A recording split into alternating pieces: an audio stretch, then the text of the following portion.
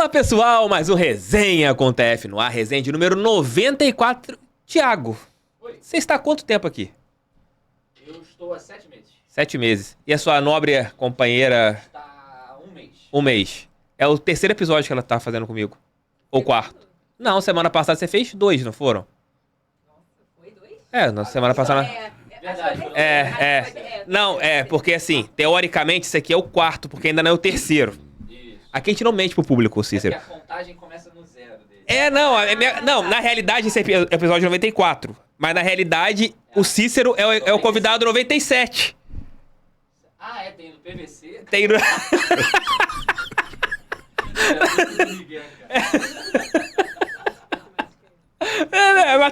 Não é pra entender.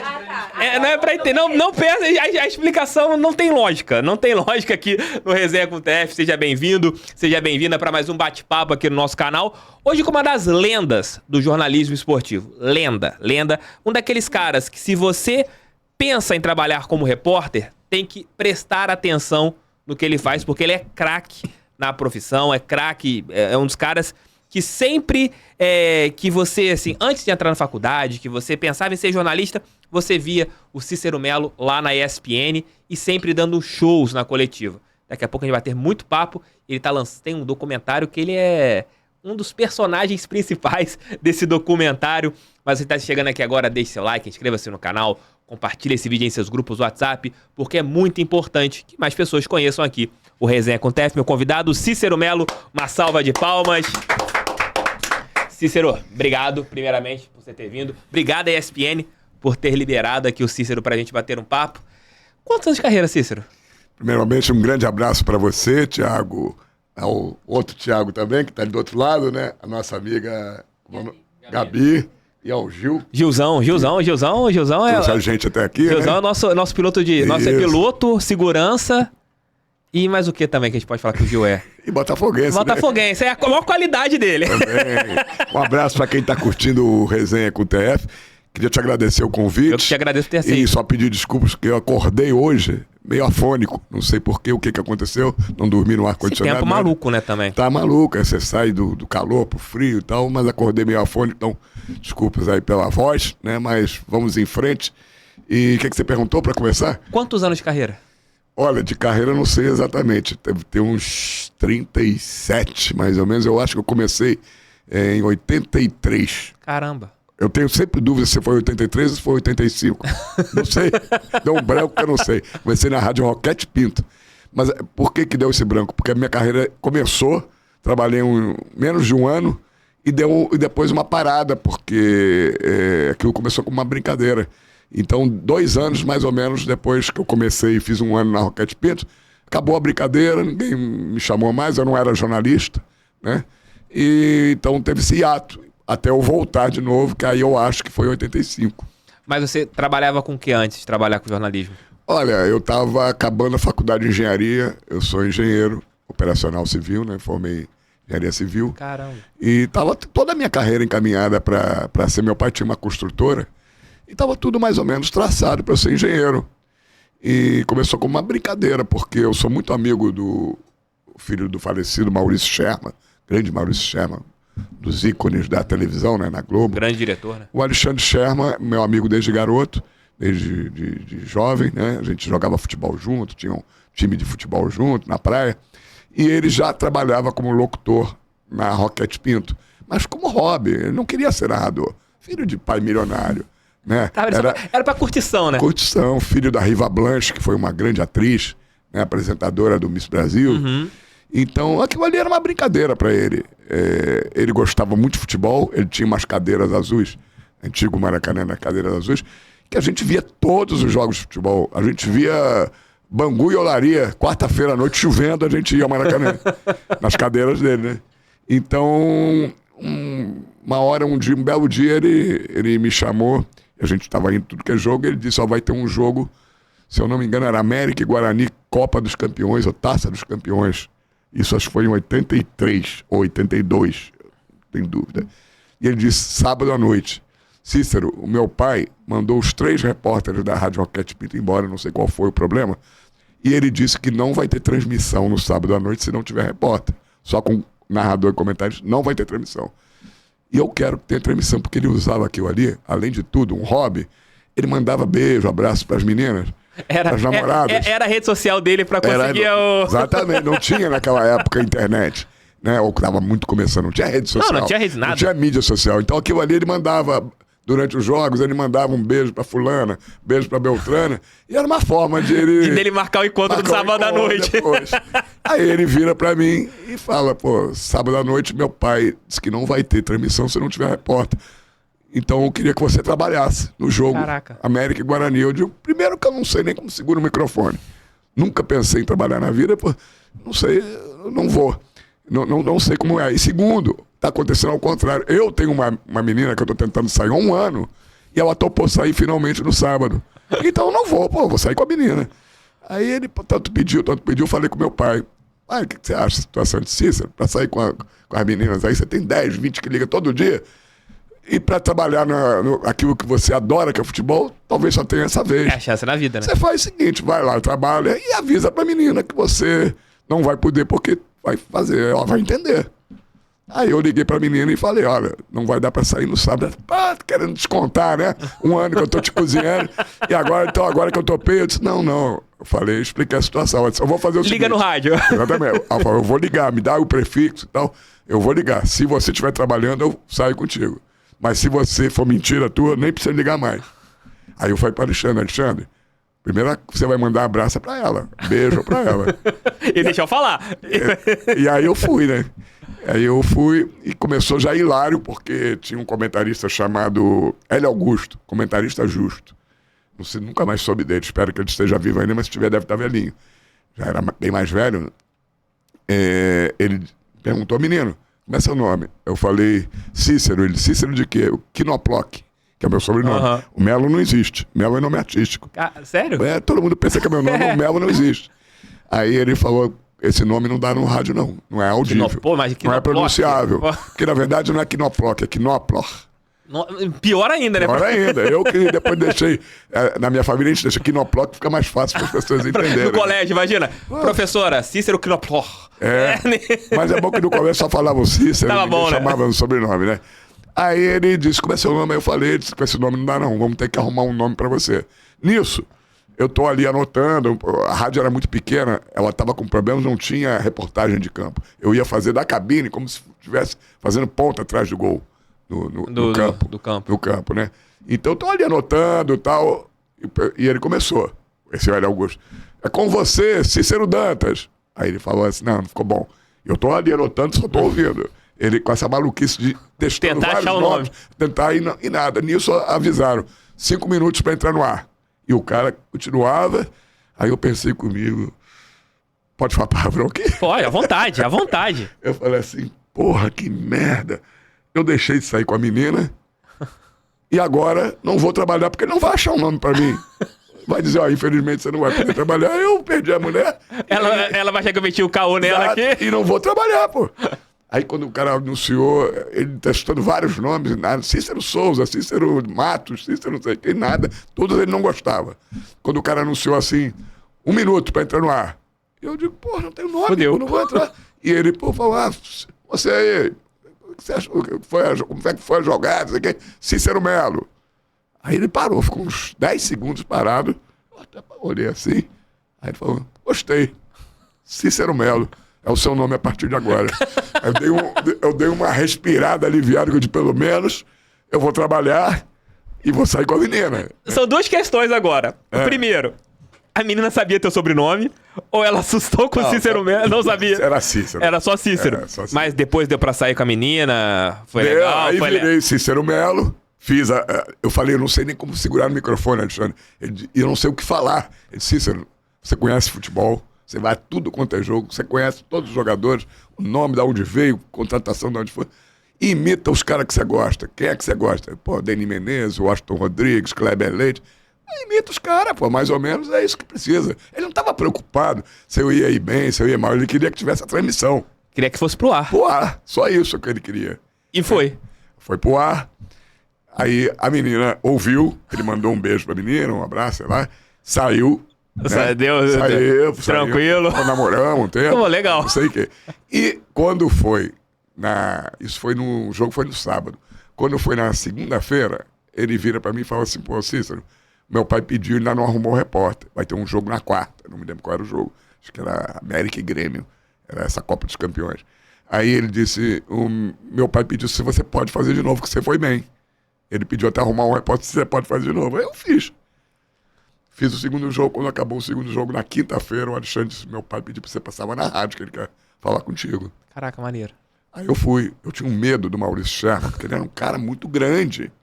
Tamanho dele na TV Globo. E grande também na altura, e grande como personagem. Não, na altura não. Não era grande. Não, baixinho. Pô, tinha a impressão que ele era alto pra caramba. 1,60 m no máximo. A TV engana. TV engana. Ele era muito grande, o posto dele mandava e desmandava na TV Globo. Eram ele e Boni, né? Ele era o diretor de todos os grandes programas, shows especiais do Roberto Carlos. O último que ele fez foi o programa, aquele humorista Zorra Total. Zorra Total. Foi o último que ele ficou como diretor do Zorra Total há muitos anos. Né? Ele que criou o programa. Trapalhões, ele teve participação. Teve tudo. Tudo que você imaginar de importante na Globo, ele teve. O especial do Roberto Carlos, Trapalhões, Xuxa, tudo ele teve participação. Então, ele era muito grande e ele era muito gozador. Ele era um cara muito gozador, muito... eu dava medo quando eu ia na casa do Alexandre e sentava pra ali, eu tinha um medo de falar uma merda qualquer. E ele tinha... Me sacanear, me corrigir. Né? Ali tudo era um cara muito culto, muito inteligente. Aí ele me chamou na rádio, eu fui.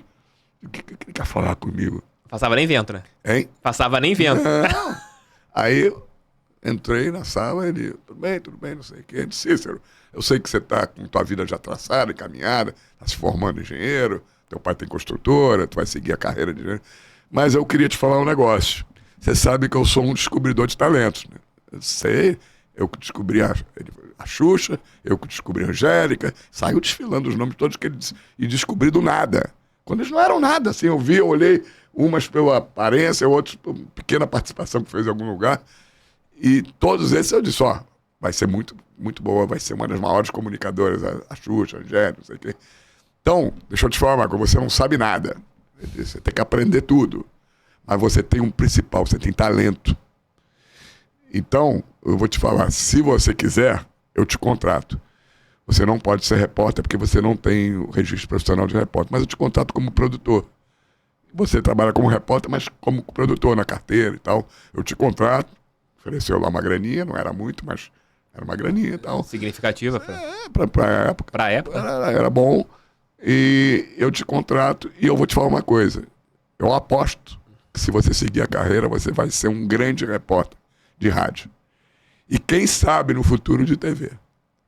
Eu, quando ele falou aquilo, você tá viajando na maionese. O que ele comeu? O que ele bebeu? Fumou o quê? Pô, eu que nunca possível. Não sou jornalista, não sou radialista, nunca trabalhei, fiz 2 participaçõezinhas brincando, imitando, procurando.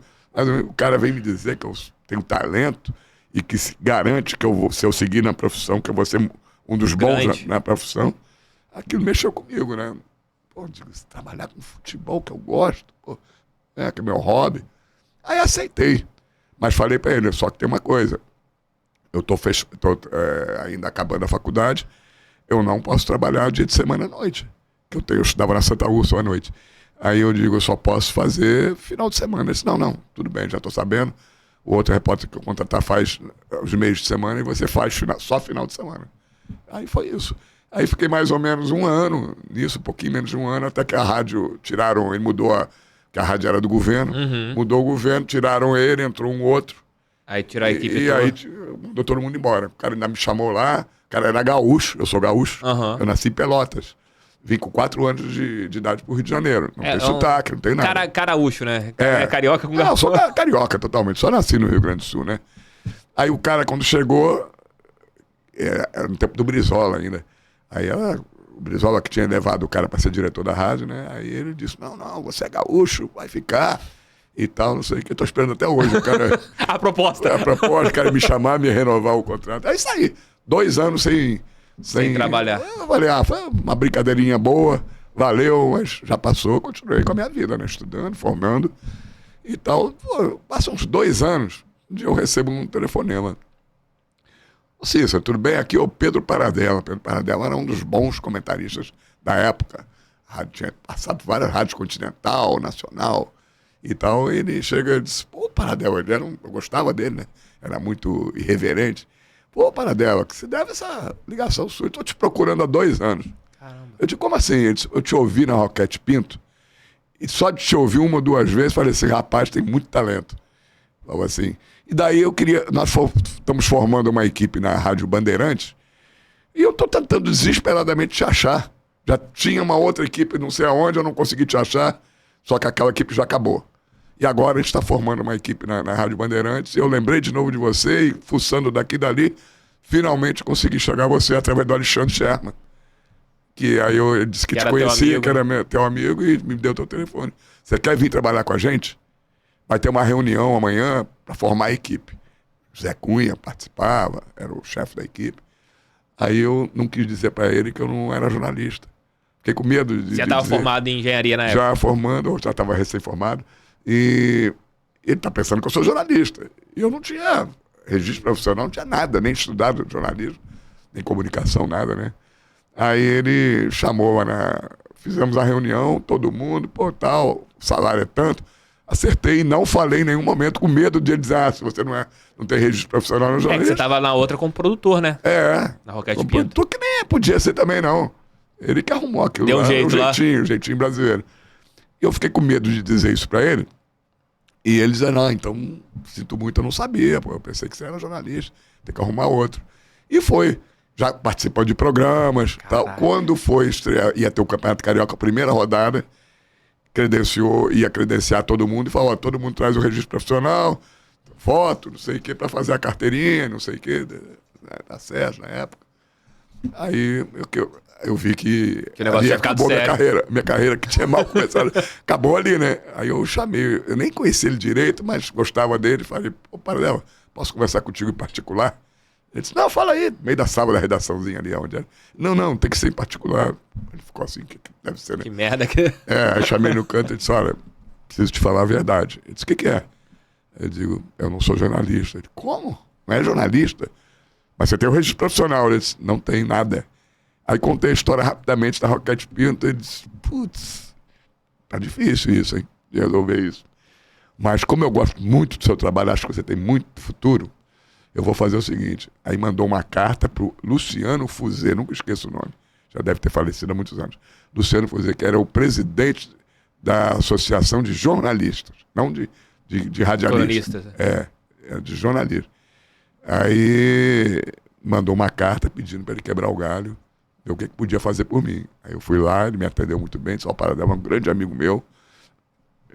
Quando viu o que era que o Paradela estava pedindo, né, um registro profissional de jornalista, ele disse, eu não posso, como é que eu vou te dar um registro de uma pessoa que não é jornalista? O que eu vou fazer é o seguinte, eu consigo te dar um registro provisório, vale por 1 ano. Depois você vai ter que provar que você está trabalhando em meios de comunicação e tal, e vai ter que ter mais 3 anos de carteira assinada, total tem que ter 3 anos de carteira assinada, trabalhando em órgão de imprensa, oficial, alguma coisa. Com carteira assinada para você ter o registro profissional, o definitivo, né? É que antigamente você tinha essas regras, né? Hoje, qualquer um chega lá no Ministério do Trabalho e pede o registro profissional. Hoje, naquela época tinha que ser formado em jornalismo, em comunicação. Ou ter um período trabalhando em rádio. Era muito difícil, não existia comentarista, é isso que tem aos montes aí, ex-jogador. Era impossível, que não existia. Não existia, era o cara trabalhava como convidado, às vezes, um jogo ou outro, mas não podia ser contratado de uma emissora, né? Aí ele conseguiu o registro provisório. O provisório, que bastou para eu ir seguindo a carreira. Eu digo, eu tenho que só continuar, né? E depois continuar com carteira assinada numa outra emissora e tal. E dali que foi o ponto de partida. Foi assim. Cara, e as coisas... Hilário, né? Não, hilário, e as coisas acontecem do nada, né? Você não esperava. Não, você tem que estar... a vida é assim, você tem que estar na hora certa, no lugar certo, conhecer as pessoas certas. Aquilo ali mudou a vida, mudou praticamente a minha vida, porque eu larguei depois. Eu não cheguei a exercer profissão regularmente como engenheiro, né? Chegou a um ponto, depois meu pai me oferecer a empresa, que ele sofreu um acidente, e era ou eu continuar como engenheiro, tocando a empresa, ou ele fechar. E eu, na hora de decidir, Meu pai disse, Cícero, você vai largar, ser dono novo, dono de uma construtora, sociedade comigo e tal, para fazer, ser repórter esportivo, ganhar mal pra caramba, você vai viver disso, meu pai disse. Meu pai não aceitou de jeito nenhum, mas eu fui contra tudo, porque eu pensei, conversei com muita gente, eu tenho que ser feliz, eu quero ser feliz. Mas você era casado ali na época? Não, ainda não era casado, eu tava namorando. Então era uma decisão mais pessoal sua, né? Sim, eu tinha que decidir. Você quer ganhar dinheiro, ter o futuro garantido, ser engenheiro, ter o status de engenheiro, ou você quer fazer o que gosta na vida? Eu pensei bem, a vida é uma só. Se eu tenho essa oportunidade, eu vou tentar. Para eu ser engenheiro, depois mais à frente, tem uma vida toda. Né? Formado, não vou ter mais a construtora. Não, e de repente você pode ser um engenheiro frustrado. Exato. Você, toda a televisão, podia ser eu. Com certeza. Eu pensei nisso e digo, quer saber uma coisa? Eu vou à luta. Sou muito novo, sou jovem, e vou à luta. E se o Maurício Chama falou pra mim que eu tenho talento e vou ser bom, se o Paradela disse pra mim que eu sou... Eu vou em frente, pô. Eu vou em frente, pô.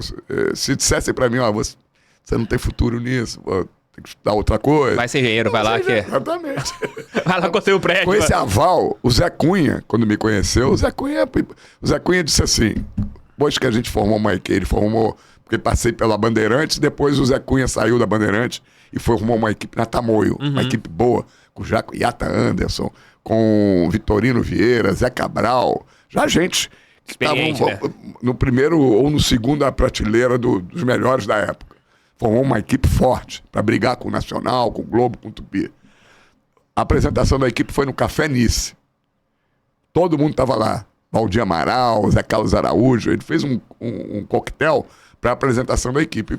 E aí foi apresentando a equipe. Yata Anderson, o amigo do rei, é o meu repórter principal.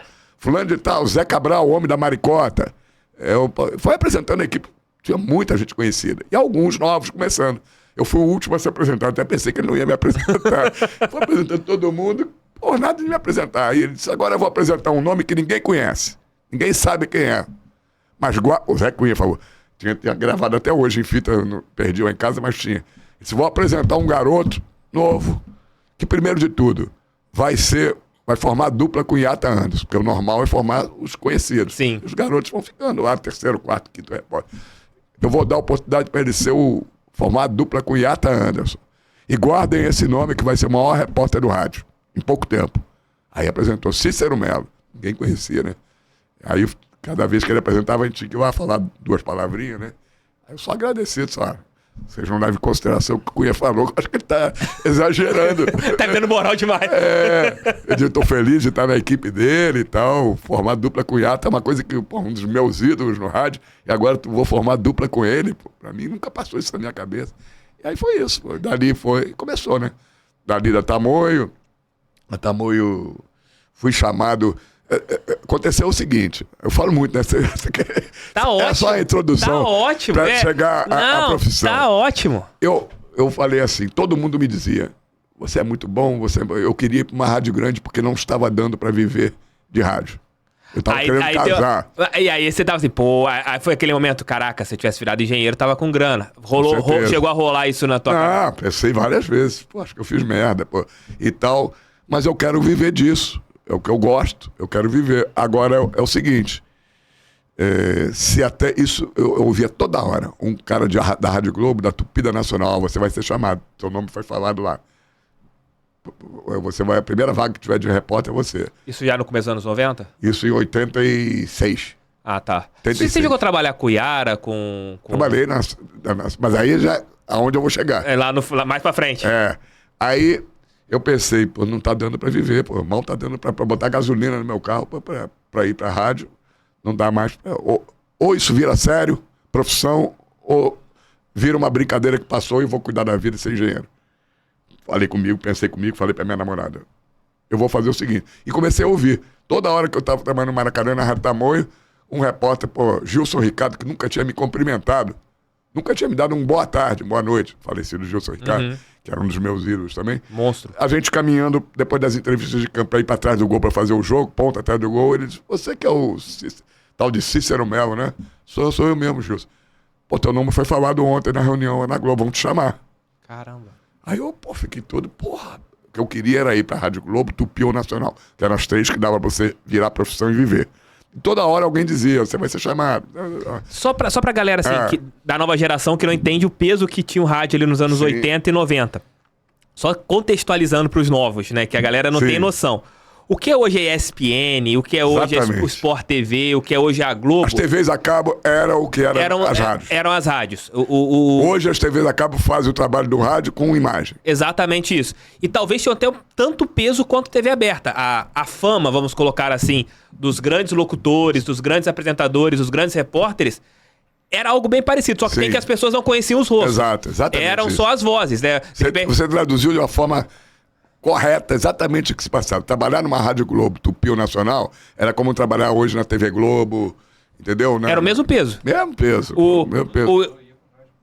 Não, exato. Todo mundo ia com radinho. Não, colocando assim, saindo do esporte indo pro contexto geral. O Haroldo de Andrade tinha o mesmo peso do William Bonner. Colocando assim. Era o mesmo peso. Mais ou menos a correlação foi exata.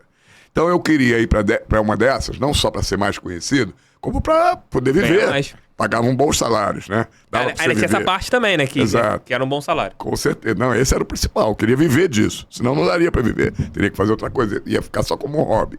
E de hobby já tinha passado, Sim, já tinha perdido aquele... Já tinha perdido aquele tesão de ser, falar na rádio. Não, você não ia trocar teu final de semana pra ir pro Maracanã. Exatamente. Cansei de fazer jogo em Barra do Piraí. Você que é de Volta Redonda? Sim. Fui fazer um Royal e Fluminense uma vez em Barra do Piraí. O técnico do Fluminense era o Roberto Pinto. Caramba. Né? E era assim, meus sábados e domingos, quando o Alexandre ia pra praia, cheio de gatinha. Você tava lá em Barra do Piraí. Vamos pra praia? Isso não vai dar não, tô indo pra Barra do Piraí fazer um amistoso Fluminense Royal. Pô, aí passava depois no domingo, pô, vamos? Não, tô indo pra Nova Iguaçu fazer Mesquita e não sei quem. Entrerriense. Era assim, não tinha sábado, domingo, não tinha nada, né? E meus amigos dizendo, pô, tu vai largar praia, vai largar festa à noite pra acordar cedo. Era assim. Bom, eu dei um prazo. Isso foi Aí fui trabalhar em Vitória, no Espírito Santo. Caceta. Me chamaram pra trabalhar em Vitória. Todo mundo faz ao contrário, com todo respeito à Vitória, que eu adoro. Interior, que eu adoro. Mas todo mundo quer vir pro rádio do Rio ou de São Paulo. Exato. Eu não quer ir pra Vitória, não quer ir pra rádio do sul do país. Apesar que o sul você tinha um peso lá territorial. Mas você não ia sair do Rio pra trabalhar. Ninguém quer sair da rádio do Rio, do rádio de São Paulo pra ir pro interior. Sim. Não vou nem mais citar mais nome, porque vai começar a gente a ficar... Pô, tá menosprezando. Não, eu sou de Pelotas. Sim, eu sou de Volta Redonda. Imagina, eu vou sair do Rio pra ir trabalhar. Não tem peso uma rádio de Pelotas. Sim. Com todo o respeito, que é a minha cidade, que eu adoro. Então, foi isso. Eu fui pra Vitória. O irmão do Birubiru, do Carlos de Souza, que era um ótimo narrador, nessa época, aqui no Rio, o Jorge de Souza, me fez um convite, veio lá com o chefe da equipe fazer um convite para ir trabalhar na rádio e TV Vitória. Eu fui muito porque seria a chance de, pela primeira vez, eu fazer TV. Então, disseram, você vem trabalhar aqui, você vai apresentar um programa de rádio e participar de uma mesa redonda na TV Vitória, que era da Manchete, na época. Associada à Manchete. Metade do salário vai ser pela rádio, metade pela TV. Eu digo, ótimo, vou. Uma experiência nova, morar sozinho que eu nunca tinha morado. Vou começar em TV.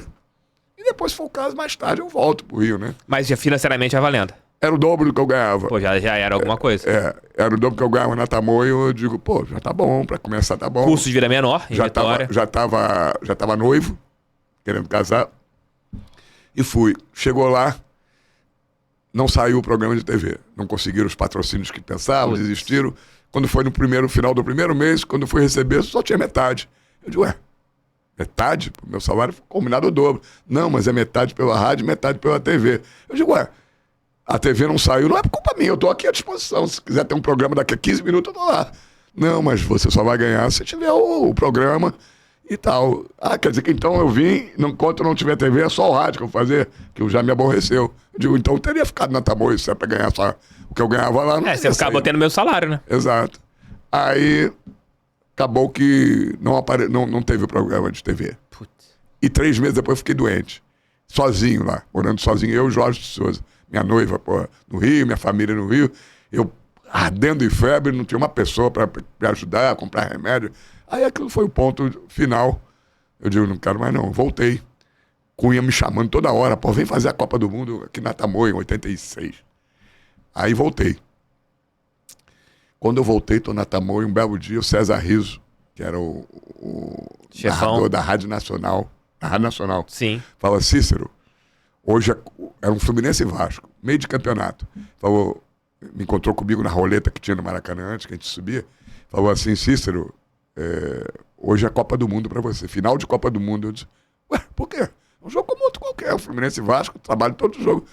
Hoje você tem que dar tudo como se fosse uma final de Copa do Mundo. Eu disse: mas por quê?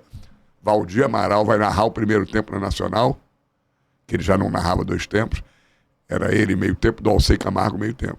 Aí ele disse: Valdir Amaral vai narrar o primeiro tempo e vai te ouvir no segundo. Se ele gostar de você, vai te convidar, que tem uma vaga na Nacional, tá precisando de repórter, já te indicaram, mas ele quer dar o aval, quer te ouvir. Aí tá bom.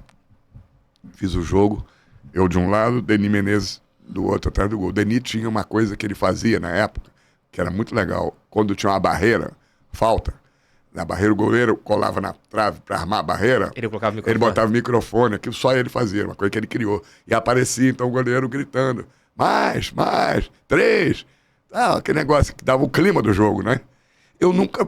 Só ele fazia aquilo. Eu tão empolgado de querer mostrar serviço, que do outro lado eu imitei, né? Fiz a mesma coisa com o goleiro, porque o Denis só ia do lado do que ele ficava, do lado direito. Ele não dava volta para ir do lado esquerdo.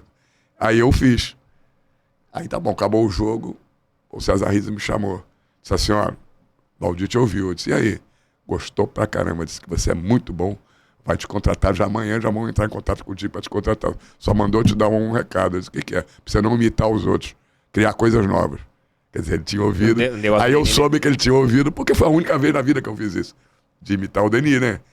E aí não deu outra. Quando foi na segunda-feira, aquele dia, porque eu tinha dado um prazo. Quando eu voltei para Tamoio em 86, falei: se até janeiro Globo, Tupi ou Nacional não me chamar, acabou a brincadeira, eu largo tudo.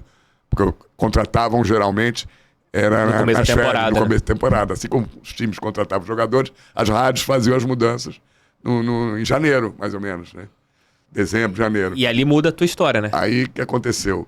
Isso, eu tinha dado esse prazo. E justamente naquele prazo final que eu ia parar, aconteceu isso. E aí, quando foi na segunda-feira, o Loureiro Neto me ligou, que era o chefe de reportagem, o principal repórter nacional. Monstro. Aí me chamou lá: Cícero, passa aqui que o Valdir Amaral mandou te contratar. Vem aqui pra gente conversar, acertar salário, acertar tudo. Quando eu tô saindo, não tinha celular. Quando eu tô saindo de casa, tô no elevador, minha mãe grita: Cícero, sobe que tem um telefonema pra você. Diz que eu não tô, que eu, tô saindo, tô com hora marcada lá com o Loureiro e tô atrasado já. Aí se não, sobe, que parece que é importante. Uma rádio quer falar contigo. Eu disse: será que o Loureiro... Não, eu falei: será que o Loureiro desistiu? Aí subi. Falei: ô Loureiro. Ele disse: não é o Loureiro, não. Quem fala aqui é o Antônio Porto. Antônio Porto era um dos maiores narradores da época. Estava na Rádio Tupi. O chefe de reportagem, coordenador, né? Eu falei: Antônio Porto, narrador? Isso é só eu mesmo, Cícero. Eu digo: pô, que legal. E aí, o que é? Ele disse: o Dolcei não estava na Nacional, não. Aquele jogo que me ouviu era Valdir com outro, não me lembro quem. Esse Dolcei mandou te contratar. Passa aqui, porque o Dolcei mandou te contratar. Eu disse: olha só, deixa eu te falar uma coisa. Eu tô indo agora lá na Nacional, o Loureiro me chamou. Aí ele disse: chamou? Eu disse: chamou. Você faz o seguinte, você vai lá, ouve tudo que ele tem para te falar, mas não assina nada. Assim que você acabar lá, você vem aqui na Tupi para conversar contigo. Do nada, né? Aí eu digo: eu tô há 2 anos esperando qualquer uma das 3 me chamar para aceitar qualquer salário. No mesmo dia, pô, eu recebo convite das Só 2. faltou a Globo. Só faltou a Globo. Eu digo: como é que esse mundo é louco? Eu vou ter que dizer não para uma. Aí fui lá na Nacional, o Loureiro conversou comigo, me falou o salário, eu não queria nem saber, eu queria era ser contratado. Tudo acertado, eu disse assim: então eu começo quando? Eu disse: só daqui a 1 mês, mais ou menos. Por quê? Porque vai para Brasília e tem que ter o presidente da República, que era o Collor, tem que dar o aval, tem que ter portaria.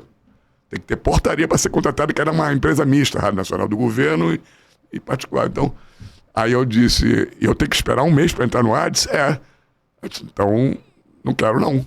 Ele disse: mas você já vai estar contratado? Aí eu digo: não, eu quero começar logo. Eu tinha medo de perder, né? Perder, depois desistir, contratar o outro. Eu disse: não, se eu não começar essa semana, eu não vou. Ele disse, eu posso até botar você, te apresentar e começar. Só vai receber depois que vier a portaria. Eu disse, não tô ligando para isso, não. Ele disse, você, quando sair a portaria, você vai receber 2 meses atrasado, você vai quando sair. Eu digo, tudo bem, desde que eu comece logo. Ele disse, posso te botar, você não vai receber. Eu digo, tá bom. Aí já acertou comigo, só hoje é segunda, na quarta-feira você já começa. Já vem que o César Rizzo vai te apresentar e você vai começar cobrindo folgas. Eu digo, tá bom. Saí de lá, fui pra Tupi. Mas não assinei nada naquele momento ali. Deixa só de boca mesmo. Ele disse, vou pedir pra trazer depois a carteira e tudo mais. Mas ficou o aperto de mão. Então tá tudo certo. Nessas condições de eu começar logo, tudo certo. Cheguei lá na Tupi, Antônio Porto, e aí, como é que foi lá? Não, tudo bem. Assinou alguma coisa? Acertou lá? Eu acertei. Ele disse, mas assinou alguma coisa? Eu disse, não. Então tá bom, olha só, quanto é que você ia ganhar lá? Aí eu, X, não lembro quanto que era. Vamos dizer como se fosse hoje, 3 mil reais. Aí ele disse, quanto? 3 mil? Eu disse, você vai ganhar 3.500 aqui. Posso pedir lá por trazer o documento? Você não entendeu, Pô, eu já acertei lá. Você falou que não assinou nada. Não assinei.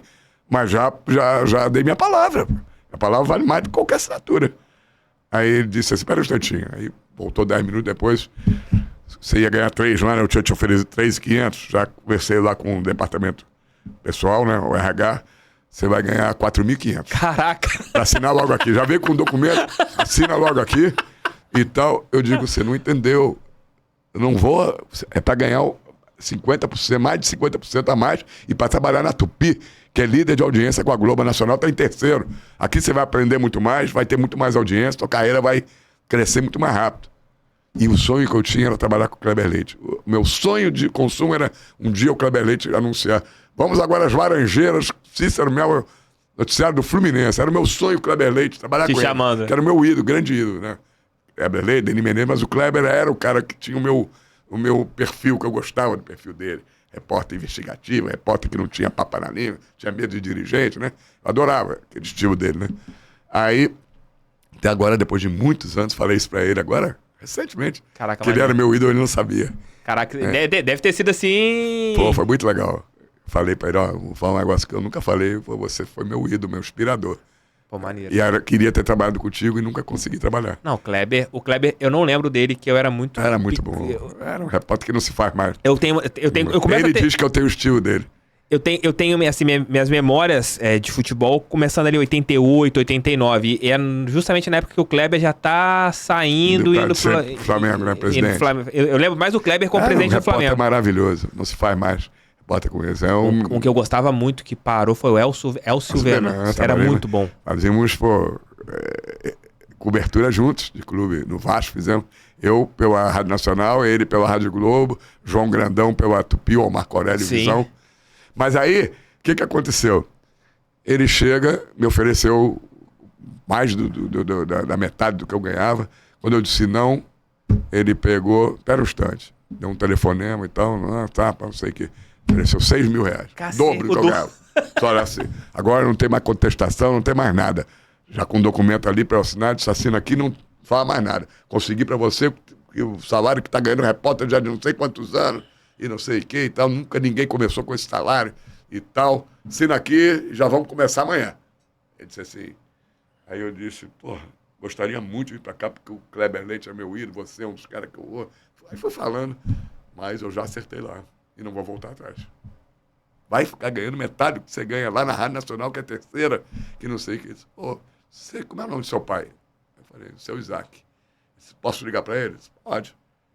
Aí ligou, seu Isaac, estou aqui com o seu filho, e ele está dizendo aqui que a palavra dele vale mais do que ele não assinou nada lá, eu estou oferecendo o dobro do que ele ganha, para ele começar, já vou botar ele para cobrir clube lá, ele vai cobrir folga. E aqui, nós estamos brigando com a Globo pela audiência. E o garoto disse que, que a palavra, deu a palavra, apertou a mão, que não vai vir para cá. Eu só preciso falar com o seu filho. Aí ele disse assim, Antônio Porto, se fui eu que ensinei ele a ser assim, a palavra vale mais do que uma assinatura, vale mais do que tudo, eu vou dizer para ele não fazer? Não, fazer o contrário do que eu ensinei a vida toda para ele, que um homem tem que ter palavra, que não sei o quê. Aí ele disse, olha, ele se ele quiser mudar, ele muda, mas eu não vou falar para ele. pra ele mudar. Aí, não fui. Aí voltou no Porto Esporte, eu tô impressionado e tal, mas eu vou fazer uma coisa contigo. Já que eu já vi que você não vai sair, não vai mudar mesmo, vai lá, fica lá um tempinho, as portas estão abertas para você. A hora que você quiser vir, mesmo que não tenha vaga, eu arrumo uma vaga para você. Maneiro. É bom que você não fechou tua porta com a Nacional e não fechou tua porta com a Tupi, que mostrou seu caráter, né? E fiquei na Nacional de 87 a 90. Caramba. E fui depois para onde? Pra Tupi. Não. Pra Globo. Rádio Globo. Rádio Globo me chamou assim que eu saí da Rádio Nacional. O Collor acabou com a equipe de esportes da Rádio Nacional. Eu já estava com meu passaporte visado para a Itália, que era a Copa de 90. Né? Eu já iria. Ia ser minha primeira viagem internacional. E indo uma Copa do Mundo. E ele acabou com a equipe 2 meses antes da Copa. Eu perdi o emprego e perdi a primeira Copa do Mundo. Aí depois você vai pra... Aí a Globo, Pedro Costa me chama. Né? Pedro Costa, que era o coordenador, me chama para vir para a Rádio Globo. E eu falei que não queria, porque ele disse, tem aqui uma vaga para você. Mas é para você ser correspondente da Rádio Globo de São Paulo. Tu vai trabalhar com a maior equipe de esporte do Brasil, com Osmar Santos, os Carulices, para a maior rádio. Eu disse, não, eu só quero se for Rádio Globo Rio, trabalhar com o Zé Carlos Araújo e tal. Ele disse, não tem vaga aqui. Aí eu disse, não quero Rádio Globo, eu não quero, de São Paulo. Aí disse, Cícero, você vai ganhar mais do que ganha aqui, o salário de São Paulo é maior. Você vai trabalhar muito menos, porque você vai cobrir CBF 2 horinhas durante o programa das 6 horas da tarde. E não vai ter sábado e domingo livre, porque não tem jogo para você fazer, você é correspondente. Só quando tiver um Corinthians jogando aqui, que tem um posto de informação, ficar dando placar e resultado, é que você vai fazer. Aqui você vai trabalhar pra caramba. Aí ele me convenceu. Ele me convenceu porque ele disse, eu faço uma coisa com você. Você aceita lá na Rádio Globo de São Paulo, e primeira vaga que tiver aqui eu te transfiro. Que aí você já é funcionário da casa, fica mais fácil. Agora não tem vaga. A vaga que tem é na Rádio Globo de São Paulo. Eu fui. Fiquei na Rádio Globo de São Paulo de 90 a 95. Caramba. Quando foi 1 ano depois que eu estava na Rádio Globo de São Paulo, o Pedro Costa me chama. Surgiu uma vaga aqui, para você vir. Já falei com o Zé Carlos Araújo, ele topou. Vou te transferir para cá. Eu disse, não quero. Agora, quem não quer, tô ambientado. Aí disse, como você não falou? Eu queria. Se você me convenceu, é muito melhor. Eu trabalho pouco, ganho mais do que eu vou ganhar aqui. Ele disse, não, o salário vai ser o mesmo, não pode baixar o salário. Eu digo, tem uma coisa fundamental. O Denis Menezes não dá brecha para ninguém. É o repórter da seleção brasileira que viaja todos os jogos com a seleção. E lá eu estou viajando com a seleção. Se eu vier para cá, jamais eu vou viajar com a seleção. Que lá, por cobrir a CBF, quem viaja sou eu. E você cobre a primeira Copa em 94? Aí, Copa do Mundo, não, tem uma sina. Quase todas as Copas aconteceu alguma coisa e eu não fui. Fiz todas as Copas Américas que você imaginar, em tudo que é lugar. Mas Copa do Mundo sempre aconteceu alguma coisa. Mas você já cobriu em loco? Não, cobria só no 2014? Só no Brasil. Caraca, sim. Sempre aconteceu alguma coisa. Em 94, eu estava na Rádio Globo de São Paulo, de 94, e foi um repórter só, foi só o Denis Menezes, se eu não me engano. Do Grupo Globo, no caso. É, juntaram o Globo Rio com São Paulo, é uma equipe pequena. E aí eu não fui. 98 eu já estava na ESPN, e a ESPN não tinha os direitos, não transmitiu, só foi uma equipe para fazer reportagem, foi o André Pirral. 2002, cada vez acontecia um negócio, eu acabei não indo praticamente nenhuma, só do Brasil que eu fiz, e mesmo assim aconteceu um negócio estranho. Eu ia fazer todos os jogos do Brasil, cobrir todos os jogos, viagens, aconteceu que foram ver na véspera da abertura da Copa, não tinham credenciado alguém para ficar na Granja Comari, e precisava de alguém, quando o Brasil viajasse, fazer a saída da seleção da Granja Comari e a chegada da coisa. E só quem estava credenciado na Granja Comari era eu, porque fazia os treinos. Disseram, Cícero, olha só, infelizmente precisamos de você, não dá para credenciar mais ninguém na Granja Comari, você não vai mais fazer nenhuma viagem. Cara, então você não acompanhou nenhum jogo do Brasil logo? Logo não. Caceta. Então isso é uma cena que aconteceu em Copas do Mundo impressionante. Então a próxima, tomara que não dê 2026. Não sei nem se eu vou estar trabalhando ainda. Televisão você entra quando, Cícero? Na ESPN. Eu já tinha feito manchete. Eu fiz o seguinte, eu fiz uma pequena participação num programa chamado Band Esportes, que era um programa local, esses programas locais da hora do almoço, me chamaram. Mazella foi chamado. Ricardo Mazella foi chamado para ser repórter, mas ele já não era mais repórter. A carreira dele já estava passando para narrador.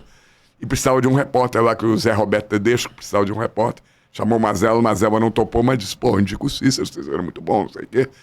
E me indicou. E eu fui lá. E fiquei 3 meses. Os 3 meses de experiência, estava acabando minha experiência, eu já ia ficar em definitivo, tive um desentendimento lá, e eu mesmo não quis ficar.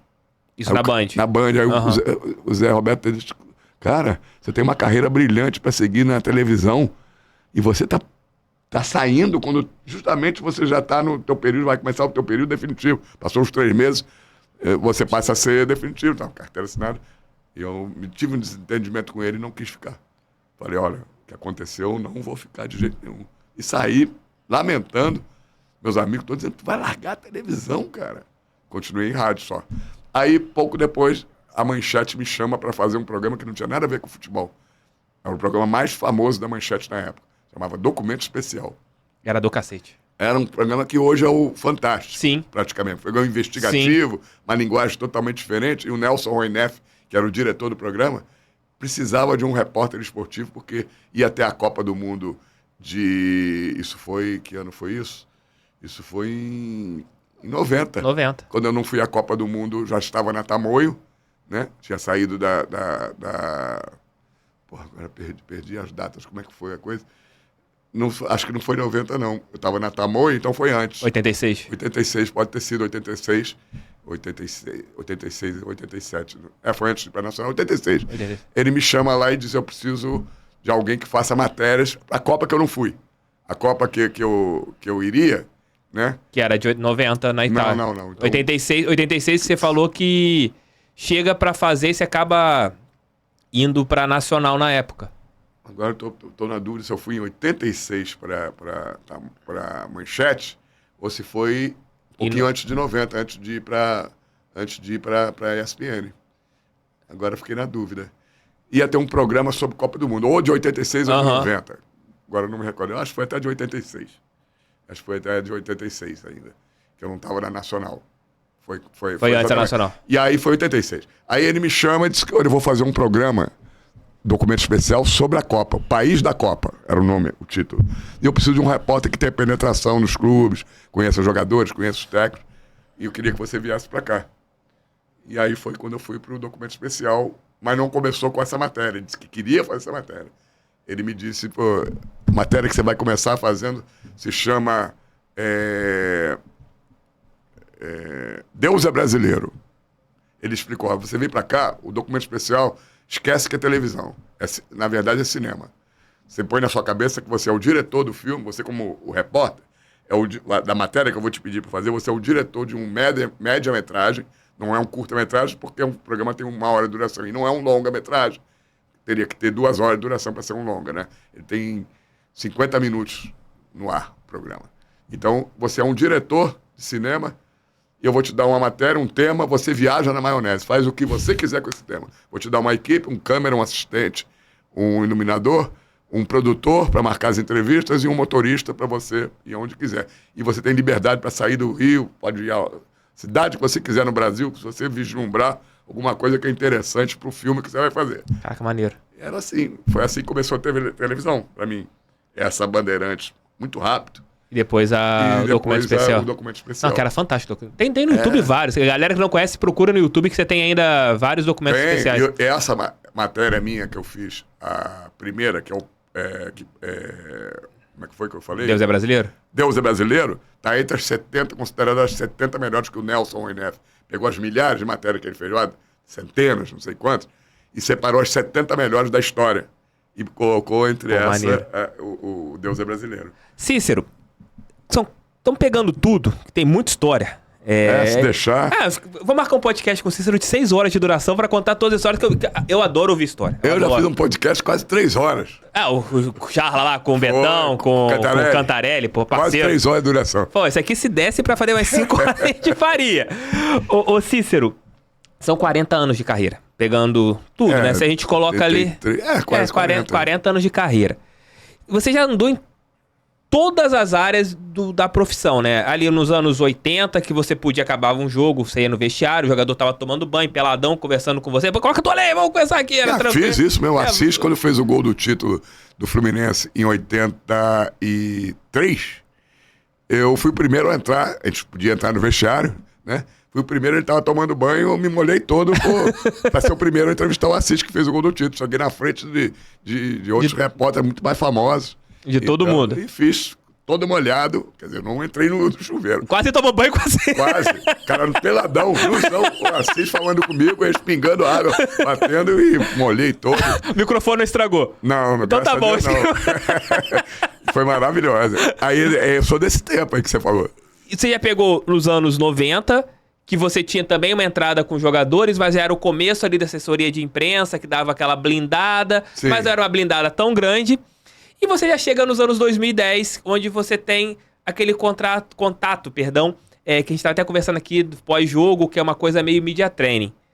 Como que é pra você que pegou lá atrás, que você entrava ali no banho, tomando praticamente um banho com o Assis, campeão pelo Fluminense, e que você chega agora conversando com o jogador que acabou de subir da base e marcou o primeiro gol contra um time de menor expressão, que já tem assessor de imprensa, não deixando o jogador falar. Como que é pra você isso? É muito complicado. O jornalismo mudou muito. O mundo mudou, né? O mundo mudou muito, o jornalismo mudou muito. Acompanhou essa evolução que, para mim, em certos pontos, é claro, foi preciso, com o advento da internet, mudou o mundo.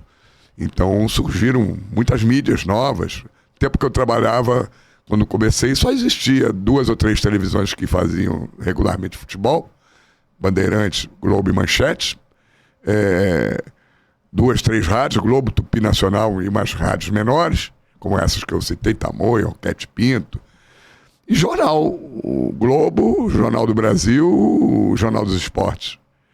E nem todos iam ao mesmo tempo, não é que você tinha essas, estavam lá os 8, 9 veículos. Cada dia de treino tinha 3 ou 4, né? E jogos, você tinha um jogo sendo transmitido pela rádio principal, os outros jogos com plantão ou com repórter só no estádio. Rádio Globo, Tupi Nacional transmitiu todos os jogos. Sim. Né? Televisão não tinha quase jogo ao vivo. Transmissão ao vivo não tinha, tinha videotape, né?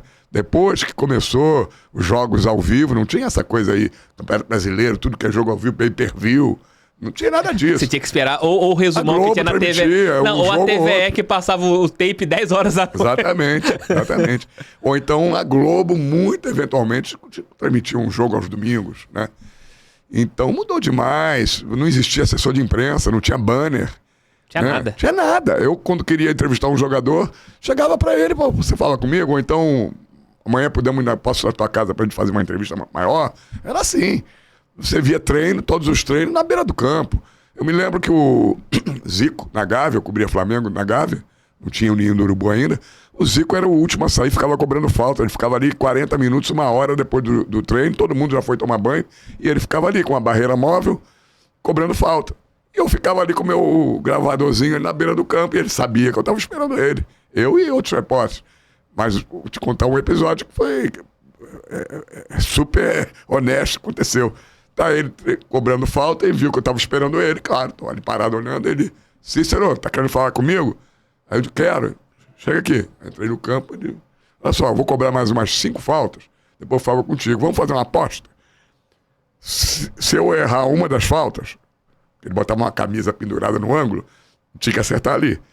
Se eu acertar as 5, você paga uma Coca-Cola. Se eu errar uma das 5, eu pago pra você. Nunca ganhei uma Coca-Cola dele. Ele acertava todas, era um negócio espantoso. Era assim, quase que automático. Batia, pum, sem goleiro, sem nada, né? E era assim, e pronto, vamos fazer. Ficava ali 10 minutos entrevistando ele, 15.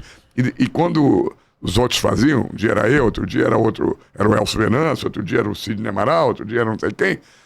Você ouvia, não é como hoje, tem uma coletiva, você vai ver na TV, na ESPN, no Sport TV, na Band, no SBT, é todas a mesma entrevista. Cada um pega o trecho que lhe interessa.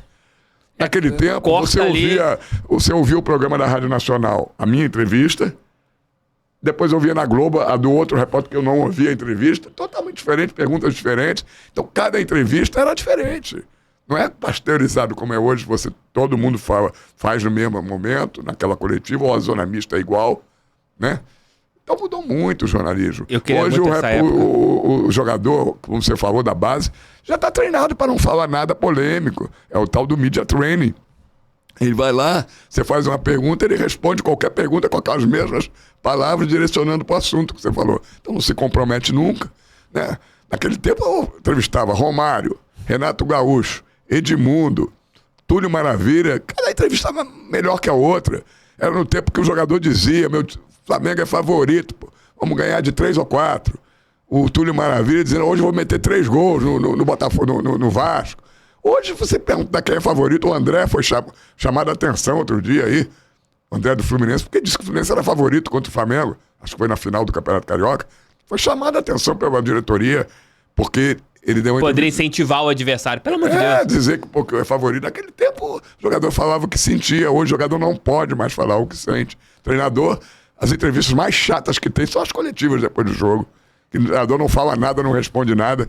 Né? Qual foi, assim, recentemente, você tá aqui no Rio, indo em várias coletivas, acompanhando chegada de jogadores, chegada de técnicos, aquela que você chegou lá, tava acompanhando e falou assim, caraca, não tenho o que perguntar. Eu vou perguntar alguma coisa pra esse cara, vai vir uma resposta padrão, é melhor não fazer nenhuma pergunta. Já aconteceu isso com você, de estar numa coletiva, você... Sim, quase todas, atualmente. Aí você não pergunta nada? Poucos que você... Não, eu pergunto, mas eu tento distrair alguma coisa. Mas já sei que as respostas são todas muito parecidas, sem fugindo da pergunta. Até hoje, quando você faz uma coletiva, por exemplo, do Renato Gaúcho, ela é mais autêntica. Porque o Renato Gaúcho, ele fala o que pensa, ele é muito emocional. Você faz uma pergunta que ele não gosta, ele demonstra claramente que não gostou, responde, às vezes meio mal criado, né? Com umas brincadeiras, umas piadinhas.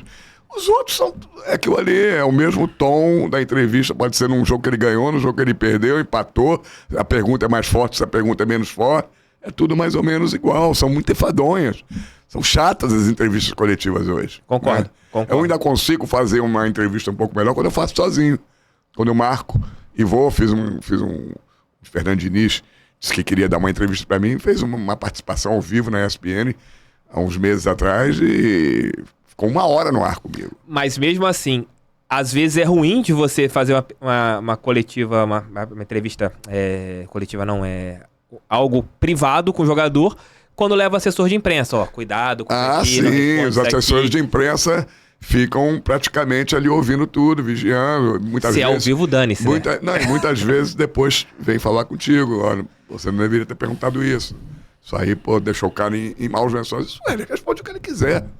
Tem liberdade de responder aquilo Exato. Então é muito difícil. Esses muito anos difícil. todos... Eu nunca esqueço da Marlene Matos. Marlene Matos, que foi... Sim, da Xuxa. Da Xuxa. Ela, um tempo, ela entrou no futebol. Sim. Criou uma agência que tinha jogadores. E eu nunca esqueço que eu fui entrevistar o Atirson, que era da seleção, lateral esquerda da seleção brasileira, e era jogador dela. E ele estava para voltar da Juventus, que ele tinha ido para a Juventus, para voltar para o Flamengo. E eu consegui marcar uma entrevista com ele. E foi... uma assessora de imprensa da empresa da Marlene Matos, né? E a entrevista era assim, no calçadão da Barra da Tijuca, eu andando com ele, microfone de lapela, câmera filmando, andando, eu e ele. A assessora de imprensa entrou no quadro, queria ir junto andando, para ficar ouvindo tudo que ele estava falando. Ele já estava totalmente instruído, que ela chamou ele um pouquinho antes de começar a entrevista, ficou 10 minutos conversando com ele, instruindo o que ele podia falar, o que ele não podia falar. Aí, quando eu tô vendo que ela tá andando com a gente, já ia começar a entrevista, eu falei assim, fulana, dá licença, você tá no quadro. Eu disse, eu quero ouvir tudo que ele vai falar. Eu digo, peraí, eu não tenho condição de fazer a entrevista com ele, com você. Ele não vai conseguir fechar só nós dois e também você vai ficar ouvindo tudo que ele falando, porque se ele falar alguma coisa, você vai interromper a entrevista. Pô. Aí eu digo, então vamos fazer o seguinte, não tem entrevista mais. Esse tipo de entrevista eu não vou levar pra minha TV. Claro. Aí ficou uma discussão, o Atício sem graça, aí ele tá vivo. Ficou sem graça pra caramba, não sabia o que fazer, até que ele falou pra ela, deixa, eu já sei tudo que eu tenho que falar, mais ou menos. Falou assim, tá tudo certo, deixa. E falou, foi uma entrevista ruim, porque ele não falou nada do que ele... No finalzinho, quando ele falou, meu sonho é voltar pro Flamengo, já levou uma bronca, sei lá, que eu não podia dizer porque ele tava na Juventus, aí tinha contrato. Uma coisa assim Não, parecida. isso é muito chato, porque acaba... aí o jogador fica com fama de que não sabe dar entrevista, porque não deixa os caras falarem. Se deixarem os caras à vontade, por isso que muitos jogadores gostam... Eu lembrei desse fato, porque esse fato foi um fato que não acontecia naquela época.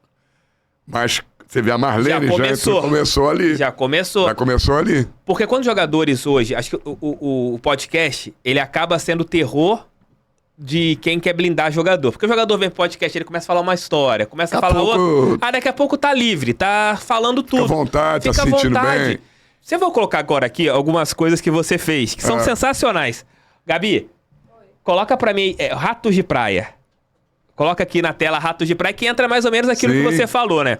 Com certeza. Que você encontrou com Edmundo... Pessoas que falavam o que queriam, a hora que queriam, e que não tinha esse negócio de media training. Exato. Eles gostavam de falar o que pensavam. E rendia, tudo rendia. Não, rendia. O Edmundo com salários de 500 anos atrasados. Todos três. Todos três na praia, com salários atrasados, cada um do seu time. Edmundo no Vasco, o Romário no Flamengo e Renato no Fluminense. Isso não aconteceria jamais hoje. Doces férias. Impossível. Para muita gente, esses abençoados dias de prazer passam lentamente, preguiçosos, duram o verão inteiro. Entre as meninas de Ipanema e as frescas ondas do mar, famosos executivos um ponto no futevôlei. Leve, depois que brigou mas com o Vasco, sensacional. O animal, quem diria, virou rato de praia. O Eurico anunciou que vai suspender o seu contrato. Suspender não, rescindir. Tá ótimo. Pelo menos assim eu fico oficialmente sem emprego, né? Pior era da maneira que tava, com contrato sem receber. Tá virando rato de praia. Também de férias já, 45 dias, o tempo todo aqui na praia, fica um pouco mais fácil. Renato Gaúcho, coitado, enfrenta o mesmo dilema. E enquanto o Fluminense não paga o que lhe deve, ele passa os dias enfiado no seu escritório. O escritório sempre foi aqui. O problema é que o Edmundo está com o mesmo pensamento que eu. E eu acho que nós não estamos errados, porque eu praticamente trabalhei quase 2 anos sem receber. Eu só estou exigindo o meu salário, nada mais. Chega de trabalhar de graça. Agora eu pergunto, será que eu estou cometendo algum crime em querer receber pelo menos 50% da dívida? Não bastasse tamanha encrenca em tão curto espaço de areia, eis que surge o baixinho mais temido do planeta. Pronto, está formado o ataque dos indomáveis. E não é que eles estão mesmo pensando em jogar no mesmo time? Qual brasileiro que não gostaria de ver o ataque do seu time formado por Edmundo, Renato Gaúcho e Romário? Pois é, os três formaram um time e estão treinando neste momento aqui na Praia do Leme para desafiar no dia 2 de fevereiro a seleção tricampeã mundial de beach soccer. Edmundo quer jogar no time de vocês, de beach soccer, quer jogar no time dos amigos, ele já disse. Podem querer que eu jogue lá na seleção de beach soccer, eu só jogo se for no time dos amigos. Não, mas o Edmundo já estava convocado já desde antes e eu sabia que a resposta dele não seria outra. Ele sempre foi bem-vindo no meu time, tanto em pelado ou em qualquer coisa, e agora mais uma vez. De outro time, além de jogadores que já pararam de jogar, tem os ratos de praia, jogadores que praticamente foram criados na areia. Essa é a grande vantagem deles, né? Os ratos de praia, né? O pessoal que praticamente nasceu na areia, sabe jogar futebol de areia. Então, eles têm esse grande truque. Enquanto nós não podemos colocar nenhum jogador de areia. Mas mesmo assim, está com profissionais, eu tenho certeza que vai ser um grande desafio desde que eles aceitem, né?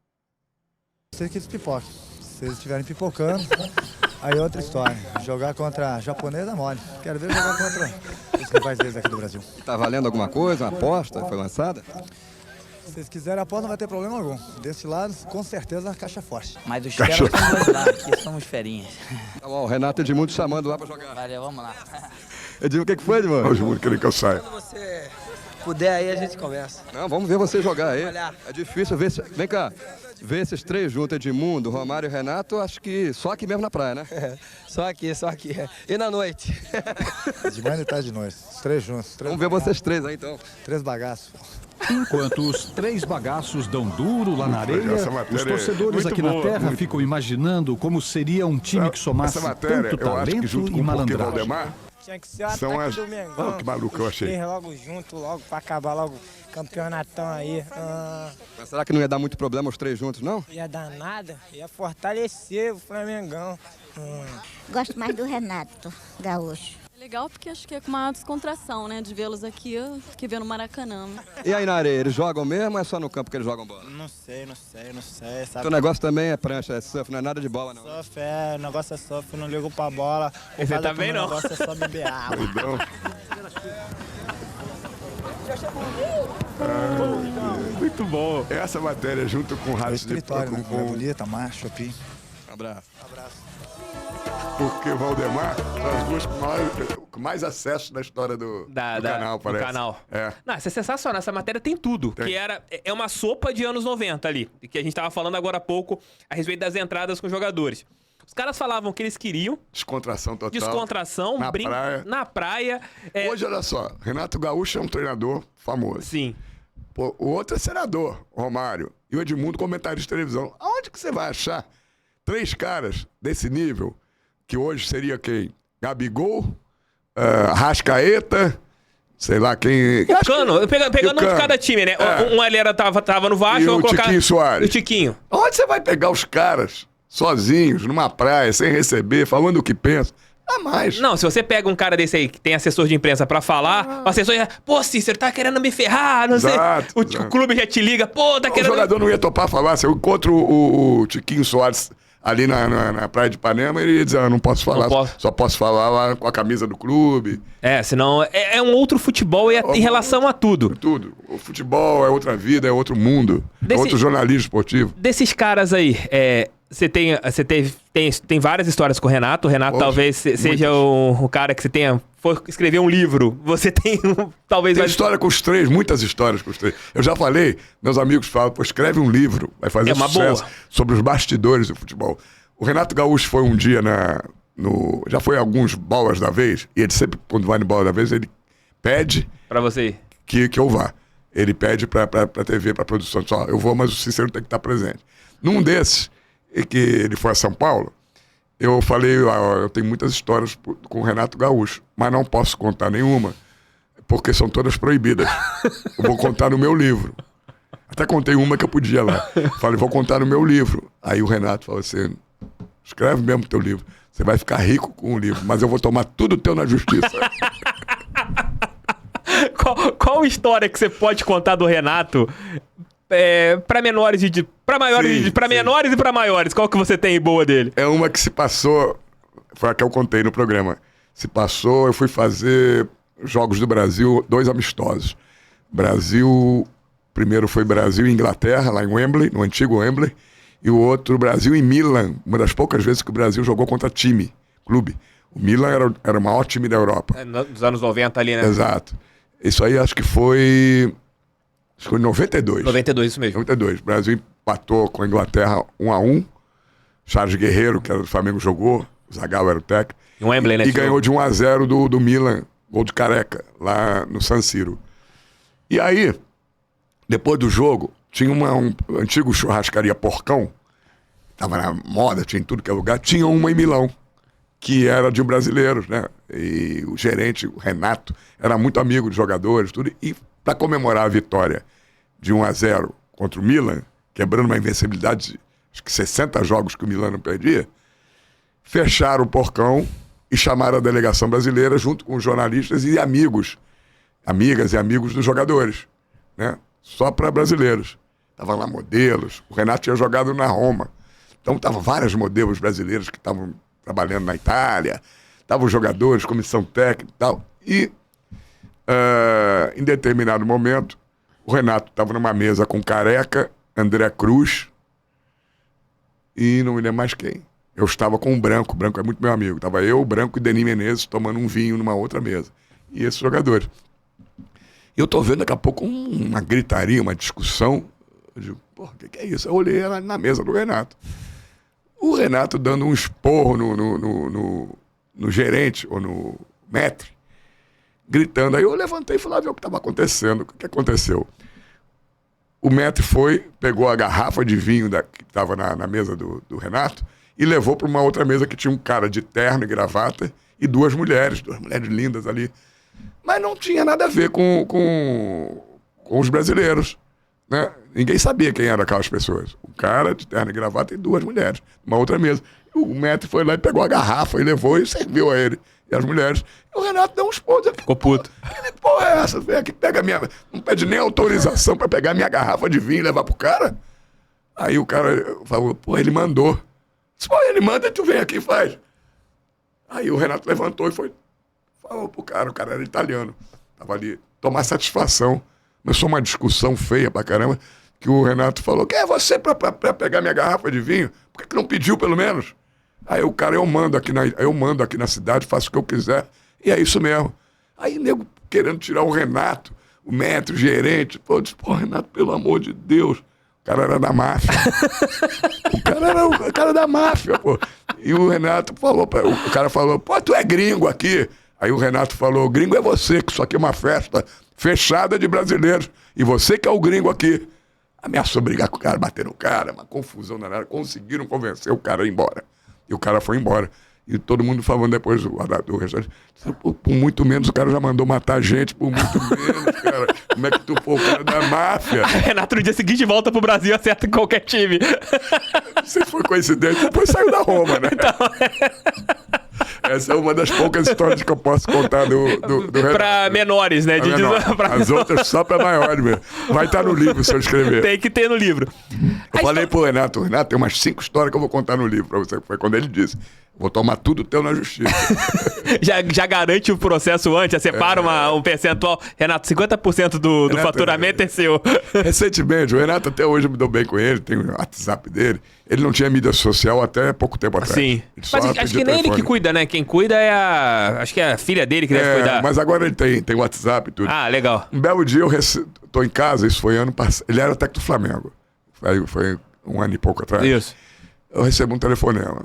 Eu queria falar com o senhor Cícero. É ele. Aqui da agência de publicidade e tal. Eu disse, sim, pois não. Queria fazer uma proposta. Tem uma proposta aqui de um cliente nosso, que é fazer um comercial de TV em que o senhor vai ser protagonista do comercial junto com o Renato Gaúcho. Eu disse, é mesmo? Como é que surgiu isso? Eu disse, não, eles são muito fãs, o cliente do Renato e seu, e bolaram um comercial de um gin, que é multinacional. Depois eu fui até saber, minha filha conhece também, não toma um gin, que é um tal de gin, pode fazer propaganda? Pode, à vontade. Só para contar a veracidade. Tal de, o nome daquele goleiro inglês, Gordons, é um gin conhecido. E esses queriam fazer uma propaganda. A propaganda seria o seguinte, eu como Cícero mesmo, ele como Renato mesmo, na praia, ou num cenário de praia, se fosse em estúdio, ele mudando de bebida, porque todo mundo sabe que o Renato é só cerveja. Então ele estaria tomando gin e dizendo, e eu perguntando pra ele, você mudou de bebida? Ele disse, agora mudei, não sei o quê. Isso é um texto, eu não me lembro bem, não fiquei sabendo, sabe? Fiquei sabendo um enredo. Só o que era o grosso da... Seria isso. Eu entrevistando ele e ele mudando, dizendo que na praia que agora meu negócio é isso aqui. Mostrava a garrafa, né? Ou a garrafa nem mostrava, a garrafa já estava do lado. E aí perguntaram qual é o seu cachê. Queria saber quanto é que o senhor quer de cachê. Eu não tinha a menor ideia, nunca fiz propaganda. Eu digo, pô, eu gostei da ideia pelo ineditismo, né? Seria legal, né? Seria legal aparecer. Não era nem pra TV, era porque agora diz que aparece muito mais quando é na internet. Isso, colocar nas propagandas. Na propaganda. Diz que em princípio não iria pra TV, era só em canais de internet e tal, YouTube. Depois, Roberto II Passo iria pra TV. Aí eu preciso pensar. Aí fui, né, até numa companheira da ESPN que faz propaganda e falei, pô, vem cá. Quanto é que eu devo cobrar? Ela disse, não, quantas gravações? Uma só? Mais? Eu disse, não, um dia só, 2, 3 horas. Ela me deu o valor lá, eu acho que foi até baixo, porque quando ela ligou no outro dia, eu falei o valor, ela disse, não, tá tudo fechado. Eu acho que ele já tinha um valor até maior para me oferecer, e eu já pedi... Sabe qual macete que eu uso nisso aí? Fala assim, tem uma publicidade para você, fala assim, quanto que vocês querem me pagar? Eu tô usando isso ultimamente. Deveria ter feito isso, porque ela aceitou na hora, nem regateou, né? Mas ela disse, estamos com um problema. Não estamos conseguindo falar com o Renato, só conseguimos falar com o empresário dele. E a gente acha, o empresário não aceitou a proposta, a gente acha que o Renato está nem sabendo. Aí eu disse, você tem contato com ele? Eu disse, sou amigo dele. Você consegue falar com ele só para saber se ele está sabendo que a gente está querendo fazer um comercial seu com ele? Eu disse, eu posso tentar. O Renato nunca me atendia, ultimamente, no telefone, né? Achava que era pra entrevista, então às vezes Tava nem atendia. puto. Aí nesse dia, no outro dia que eu liguei, ele atendeu. Aí eu falei, ô Renato, tudo bem? Ele disse, quem tá falando? Eu disse, pô, quem tá falando? Tá vendo aí no visor? Todo mundo tem, né? Ele não tinha nome. Salva o teu nome. Não, nada. E ele disse, pô, Cícero, eu disse, eu atendi errado, porque tem um amigo meu que tem um telefone parecido com o teu, eu atendi logo. Cícero, não vou dar entrevista pra SPN, não. Eu digo, Renato, não tô te ligando pra isso, pra entrevista, não. Então, o que é? Eu digo, pô, eu vou te falar, fala rápido, que eu tô num papo aqui de família com a Carol, pô, e não sei o que é? Eu disse, não, eu só quero te fazer uma pergunta. Aí eu disse, o que é? Eu disse, você tá sabendo que tem uma produtora aí, de comerciais e tal, que quer fazer um comercial e você disse, claro que eu sei. Eu digo, pô, eles estão pensando que você não sabe, porque disse que você não aceitou a proposta, o teu empresário não aceitou a proposta. Ele disse, claro que eu sei. Você acha que eu não sei tudo que diz respeito a mim? O problema é que eu sou técnico do Flamengo, ele falou. E eles estão querendo pagar pouco pra caramba, né? Tem que pagar muito mais do que eles estão oferecendo. Eu disse, pô, Renato, eu tô fazendo o comercial, não é pelo dinheiro, cara. É pelo Inediti fazer contigo. Ele disse, eu adorei a ideia de fazer contigo também, quando eles me falaram, meu empresário me falou. Mas não dá, pô, eu sou técnico do Flamengo, os caras vão ganhar muito dinheiro comigo, pô, querem pagar. Depois eu fui saber que era uma baba alta, ele não aceitou, né? Porra. Era 10 vezes mais do que eu pedi. Pegaram o teu cachê, somaram com... Não, 10 vezes mais do que eu pedi, o que ofereceram. E ele não aceitou. Aí ele disse, pô, tô acostumado a fazer comercial, pô, os caras quer Renato Gaúcho, tem que pagar o que vale. Aí acabou não fazendo. Outro dia encontrei com ele e falei, disse, pô, adoraria fazer contigo. Agora ele aceitaria. Agora que ele estiver desempregado, quem sabe ele aceita. Pega aquela graninha. Mas ele nunca vai ficar desempregado. No Grêmio, deu problema, chama o Renato, né? É mais ou menos isso lá. Ô Cícero, você falou agora em relação ao Valdemar. Pra quem não conhece, acho que todo mundo conhece. Gabi, põe o Valdemar aí, fazendo favor. Pra ilustrando, depois de explicar tudo, que agora tem um documentário do Valdemar na ESPN. É o senhor Valdemar. Irmão do... Por que o Valdemar? A gente tem que pensar no melhor do Flamengo. Achamos que a torcida é muito importante ao Flamengo, tá certo? São 10 jogos hoje. E o Valdemar é uma pessoa de confiança. Técnico do Flamengo, ele era interino. Ele era interino, não, ele era auxiliar técnico do Oswaldo de Oliveira, o irmão. E aí o Vassoura, né? Eu esqueci o primeiro nome, acho que é Eduardo Vassoura, fez esse anúncio todo impostado, pomposo, o senhor. Ele podia ter dito ao novo técnico do Flamengo, ao Valdemar, irmão do Oswaldo, vai ficar aqui nos últimos 10 jogos, porque não dá pra chamar ninguém. Ao senhor Valdemar. Aí ninguém entendeu nada. Ninguém sabia quem era esse senhor Valdemar. O senhor Valdemar. Porque ele não falou o sobrenome. Então, na hora, ele era auxiliar. Depois é que ele veio a ser técnico. Mas ali ninguém conhecia ele. Eu fiquei 10 segundos. Você viu que ficou uns 3 Deu segundos. Deu um silêncio.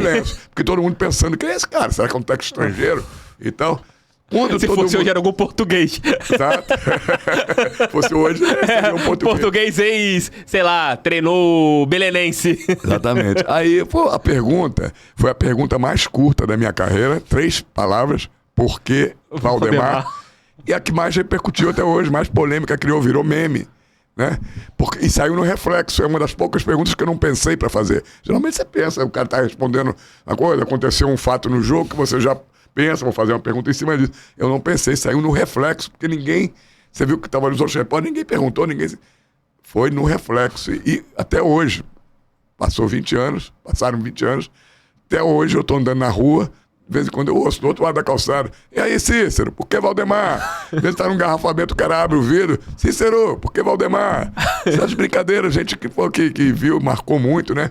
São 20 anos. E aí a TV resolveu fazer agora um documentário retratando, mostrando o futebol como era há 20 anos atrás do episódio, porque Valdemar, para hoje, mostrando como o Flamengo se transformou dessa potência financeira que é hoje, um time que não tinha dinheiro para comprar bola naquele tempo, né, os salários atrasados, 3, 4, 6 meses, e resolveu fazer esse documentário muito bacana em 3 episódios, né, Mendel Bidrovski, que é junto com o Wagner Patti, idealizaram esse documentário, são os diretores, e o Mendel também como repórter, e eu, junto com o Valdemar, somos os 2 protagonistas. Todo o documentário vem sendo costurado em cima do porquê Valdemar, muitos depoimentos meus, do Valdemar, E nós tivemos, inclusive, São Paulo semana passada para fazer o lançamento lá na Disney, né? Que tem um cinema lá da Disney.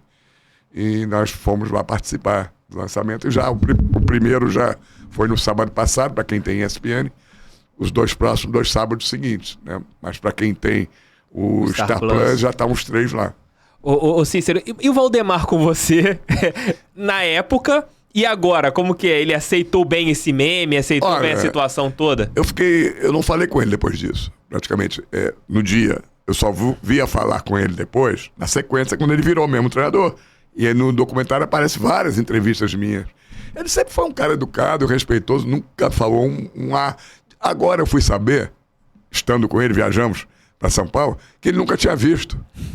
Ainda nunca? Foi em 2016 que ele foi ver, mostrou que ele também era alvo de na rua... De meme. De meme, pessoal. Por que, Valdemar? E ele não sabia por que as pessoas falavam isso. Até que um dia ele perguntou, mas por que isso? Aí alguém disse, ué...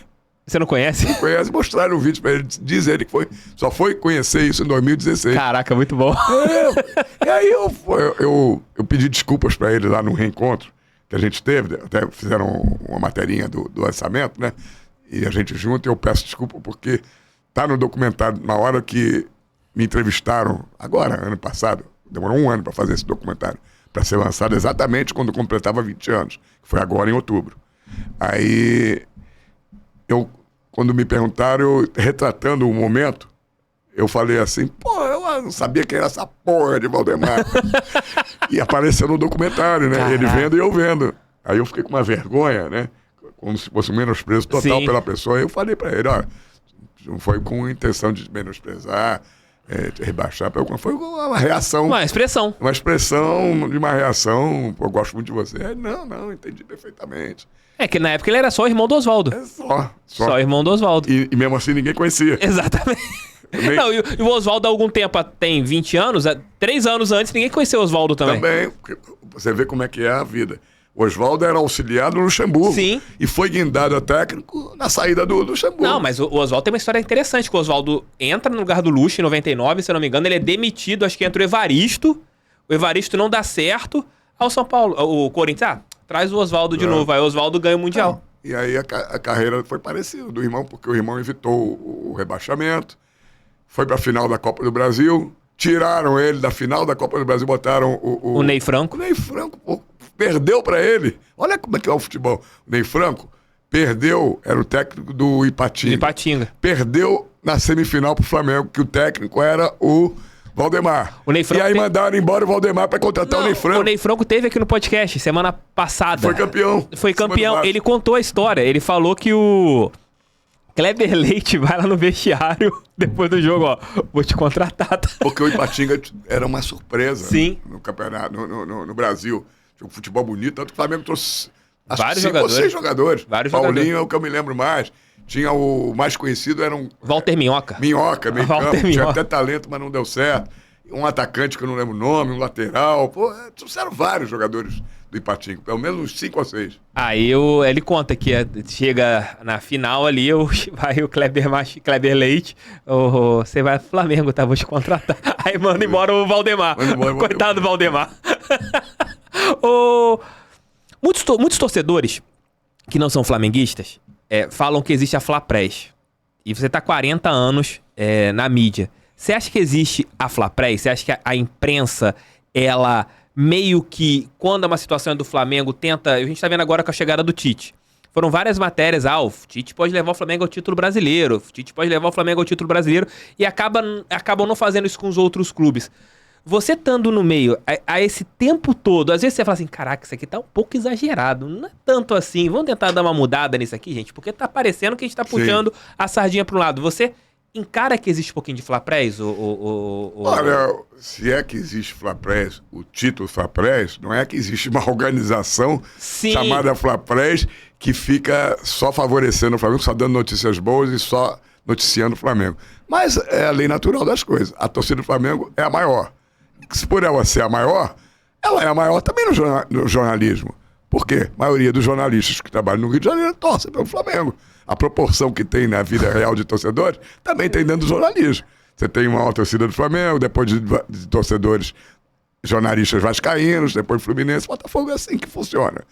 E é claro que existe os profissionais que não diferenciam o lado profissional do lado de torcedor e não conseguem ser isentos. Então, sem eles sentirem, eles já puxam um pouco mais o saco do Flamengo, já dão as notícias mais importantes do Flamengo.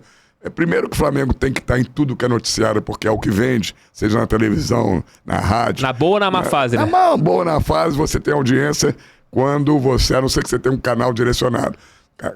Os podcasts que tem, ou você tem um do Botafogo, sim, o outro tem um do Vasco. Quem ouve o teu podcast, 99% é de botafoguense. O do Vascaíno é a mesma coisa. Flamenguista, mas tirando os podcasts e canais de YouTube direcionados para aquela torcida, obedece essa regra de que a maioria é de flamenguista. Então, automaticamente, o Flamengo tem mais tempo de mídia, o Flamengo é o que noticia mais, é o que vende mais, tudo cria mais impacto, a manchete tem que ser do Flamengo, a contratação mais forte você dá como se fosse do Flamengo. Então, acho que não existe a Flapress com o objetivo de favorecer o Flamengo. Existe a Flapress, que é uma sequência natural da vida fora do esporte. Acaba sendo uma coisa até não intencional, que acaba entrando de uma maneira assim, não é velada. A palavra certa não seria velada. Acaba sendo uma coisa que entra naturalmente. É claro que tem. Você falou, não é intencional. Tem muito que é parte. Sim. Que tem a intenção de promover só o Flamengo, evitar as notícias ruins do Flamengo, dar as notícias boas, aumentar as notícias. Já aconteceu isso com você, não precisamente do Flamengo, mas de algum clube você estava cobrindo, não dá essa notícia aqui não, que pode prejudicar o ambiente, sim, e você mesmo assim deu Até hoje, às vezes um assessor de imprensa fala, não fala isso aqui não, porque, vai prejudicar. Cícero, aquela pergunta que você fez, recentemente aconteceu, num clube, não vou dizer qual, eu fiz uma entrevista com um jogador, no final o assessor de imprensa veio me dizer, aquela resposta que ele deu, não dá, vê se tira da tua matéria ou das outras, porque isso vai motivar o adversário. O jogador falou uma coisa qualquer do jogo que ia ter, e ele disse, eu sei como é que funciona isso, vamos botar lá na pré-eleição. Na pré-eleição, vamos botar lá e vai prejudicar. Então, se você puder, tira. Então, ainda tem esse tipo de controle que não deveria ter, porque o que o cara falou, o que ele falou tá falado. Tira aquilo que a gente falou agora há pouco, tira um pouco até da liberdade, até da espontaneidade do jogador. Exato. É complicado pra caramba isso. Tem. Mas não é só na Flapress, não. Não, isso é em tudo. Isso é em todos os clubes. Funciona dessa forma. Todos os clubes.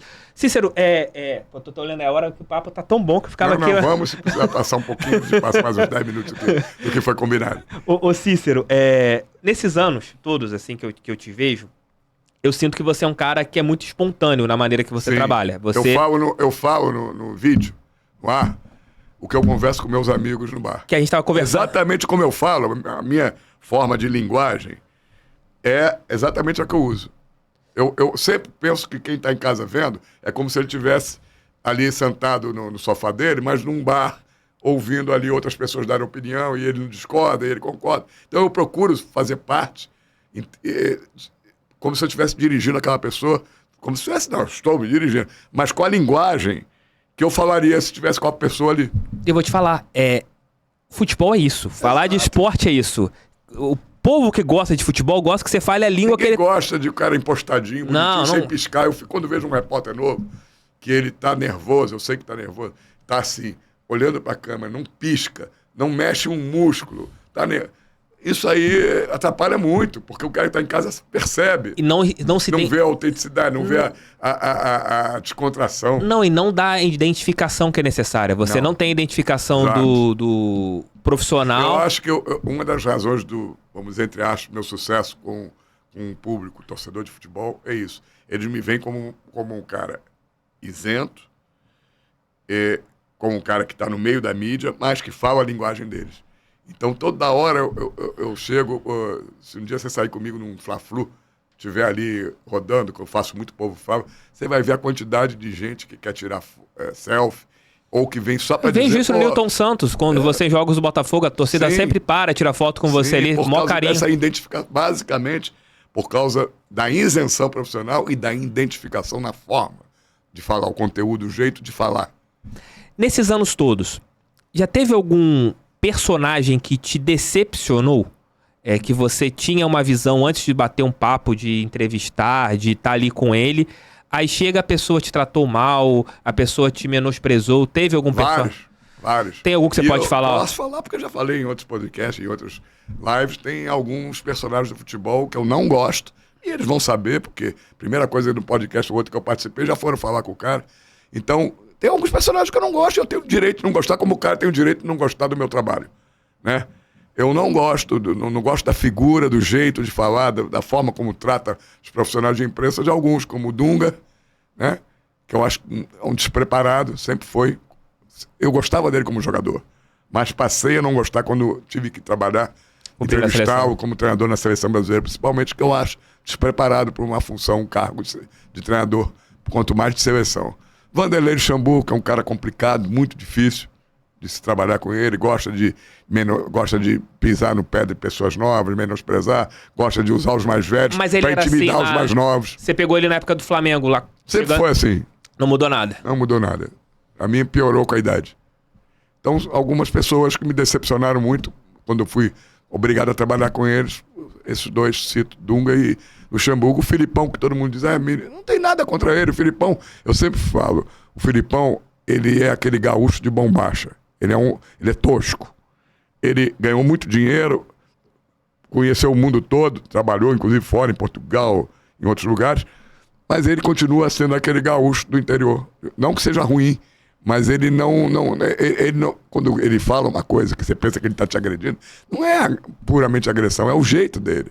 Ele é uma pessoa... Ele é sisudo, né? Sisudo e tem esse jeito de ser que parece estar te agredindo às vezes e não é por mal, não está fazendo por mal. É o jeito dele. Eu já tive muito embate com ele, famoso. Toda a entrevista eu abria a entrevista e perguntava por que o Romário não era convocado antes da Copa de 2002. E ele sempre dava a mesma resposta. Eu não falo sobre o jogador não convocado. E eu passei 5, 6 meses perguntando. Abria a entrevista, eu era o repórter que abria a entrevista sempre. Eles me davam o microfone para eu abrir a entrevista e minha pergunta você já sabe qual é. Na rua todo mundo me pergunta por que o artilheiro do Brasil, o melhor jogador do Brasil, não é convocado para a seleção. Eu não falo sobre jogadores não convocados. Eu deixava sempre, até que um dia, depois da quinta, sexta, né, eu dizia para ele, não sou eu que estou perguntando, é o povo na rua que me pergunta todo dia, eu sou um elo de ligação entre o torcedor e você. E ele sempre dizia a mesma coisa, até que um dia, eu ali no antigo Meridian, ali na Princesa Isabel, eu fiz a pergunta, ele respondeu e eu falei, hoje eu não aceito essa resposta. Ele, como? Eu disse, não aceito. Você tem que dizer o motivo que você não convoca ele. Ah, mas eu não falo. Então não tem mais entrevista. O microfone eu não dou mais para ninguém. Enquanto você não responder a pergunta que eu já te fiz 5, 6 vezes, dá um motivo que você quiser dar, eu não vou dar o microfone e acabou a entrevista. Aí foi uma confusão, estava ao vivo isso, uma confusão danada, né? Aí o Rodrigo Paiva, que era assessor de imprensa, agora ele é diretor, né? Voltou, né? Ele disse, sol lindo, praia, vamos acabar essa entrevista para todo mundo poder ir para a praia. Eu disse, não. Enquanto ele não responder, não tem entrevista, acabou a entrevista coletiva. Com uma confusão danada, no final me convenceram várias pessoas, aí eu deixei para lá. E aí ele parou de falar com a ESPN, mas não por minha causa. Ele não se dava com José Trajano, não gostava das críticas de Trajano, Fernando Calazans, Juca Kfouri. Que era a galera que pegava no pé dele. Ele parou de falar com a ESPN, até que o Rodrigo Paiva disse, eu ia fazer um jogo Brasil e Portugal lá em Lisboa. Uhum. E eu falei, a TV me escalou, eu digo, não me escala não, ele não vai falar comigo, Pra que vocês estão me escalando? Não, você que tem que ir. Aí o Rodrigo Paiva, vou promover a paz entre você e o Filipão. Assim que chegar em Lisboa, vou chamar os dois, não vão... E aí não fez isso. E eu encontrei por acaso no elevador, subindo por quarto, eu e ele sozinho, ele sempre ficava com o Murtosa, com os membros da comissão técnica. Nesse dia, não sei por que ele estava saindo do restaurante sozinho. E eu sozinho na porta do elevador. Subimos os dois sozinhos sem dar uma palavra. E o Romário? Aí aquele negócio, um olhando pra cima, o outro olhando pra baixo, mas não precisava... Imagina, o elevador era alto, prédio, ia parando, e não entrando ninguém. E a gente ali, os dois. Aí quando chegou quase no andar dele, que eu vi o andar que ele tinha tocado, né? Falei, Filipão, o que é? Posso falar contigo? Ele, não tem nada pra falar contigo. Eu disse, não, mas eu quero conversar contigo. Posso falar pra gente poder esclarecer alguma coisa? Ele, tá bom. Aí saltei no andar dele, o elevador foi embora e ficamos conversando. Aí Eu disse assim, eu vim para fazer Brasil e Portugal e vai ter coletiva sua hoje. E já sei que você não fala com a SPN comigo. Eu disse, vocês da imprensa paulista não gostam de gaúcho, de ter treinador gaúcho. Eu disse, é mesmo? Ele disse, é. Aí eu puxei minha identidade. Eu disse, lê aqui de onde eu sou. Aí ele viu, fez assim, o cara, o jeito dele, né? Apareceu ali, Rio Grande do Sul, né? Eu disse, eu sou gaúcho igual a você. Mas pô, vocês são viúvas do Romário. Aí eu disse, você pode falar palavrão aqui, né? Pode, à vontade. Aí eu falei assim, ele falou, vocês são viúvas, porque eu não convoco o Romário, tu enche meu saco, toda convocação é a mesma merda, você perguntando pelo Romário, por que eu não convoco? Aí eu disse, você quer saber de uma coisa? Eu, se fosse você, também não convocava o Romário, não. Eu quero que o Romário se foda. Aí ele... Como é que é? Eu disse, eu quero que o Romário se exploda, pô. Tu acha que eu tô ligando pro Romário, pô? Preciso de Romário pra alguma coisa? Falei assim, eu só faço a pergunta porque é o que me ouço todo dia na rua. A minha função é perguntar. E a sua é responder, pô. Até que da seleção brasileira tem que responder as perguntas. Aí, pô, tudo foi assim, né? Aí, tá bom. Acabou ali o papo, expliquei tudo. Eu disse, eu quero saber uma coisa. Quando chegar lá na coletiva, tu vai me responder se eu fizer a pergunta? Eu não vou nem fazer pergunta se você disser que não vai responder. Não. Pode perguntar. Tá zerado? Tá zerado. Aí fui pra entrevista coletiva. Por que Romário? Não, aí não ia fazer isso, cara. Eu, pô, estaria sendo um idiota, né? Mas eu tô notando, eu fiquei numa posição estratégica. Tinha lá no auditório uma pilastra. Eu fiquei atrás da pilastra, dava pra eu ver o Filipão da onde eu tava, mas não dava pra ele me ver. Aí foi, eu não fiz pergunta. Foi todo mundo fazendo. Aí o Rodrigo Paiva, eu tô vendo durante a entrevista que ele tá todo nervoso. Toda hora fazendo assim. Quem? Então, o Filipão. Me procurando. Eu tinha dito que ia fazer pergunta, ele não me viu ali, eu estava atrás de uma posição que ele não me viu. Eu tô vendo que ele deve ter pensado, quem é o cara, porra? Que falou que ia fazer pergunta, que não sei o quê, zeramos. E eu tô vendo, aí o Rodrigo Paiva perguntou, mais alguém? Vou encerrar a entrevista, mais alguém para fazer pergunta? Aí eu falei, eu tenho uma pergunta. Aí já saí da posição que eu estava, já dava para ele me ver, né?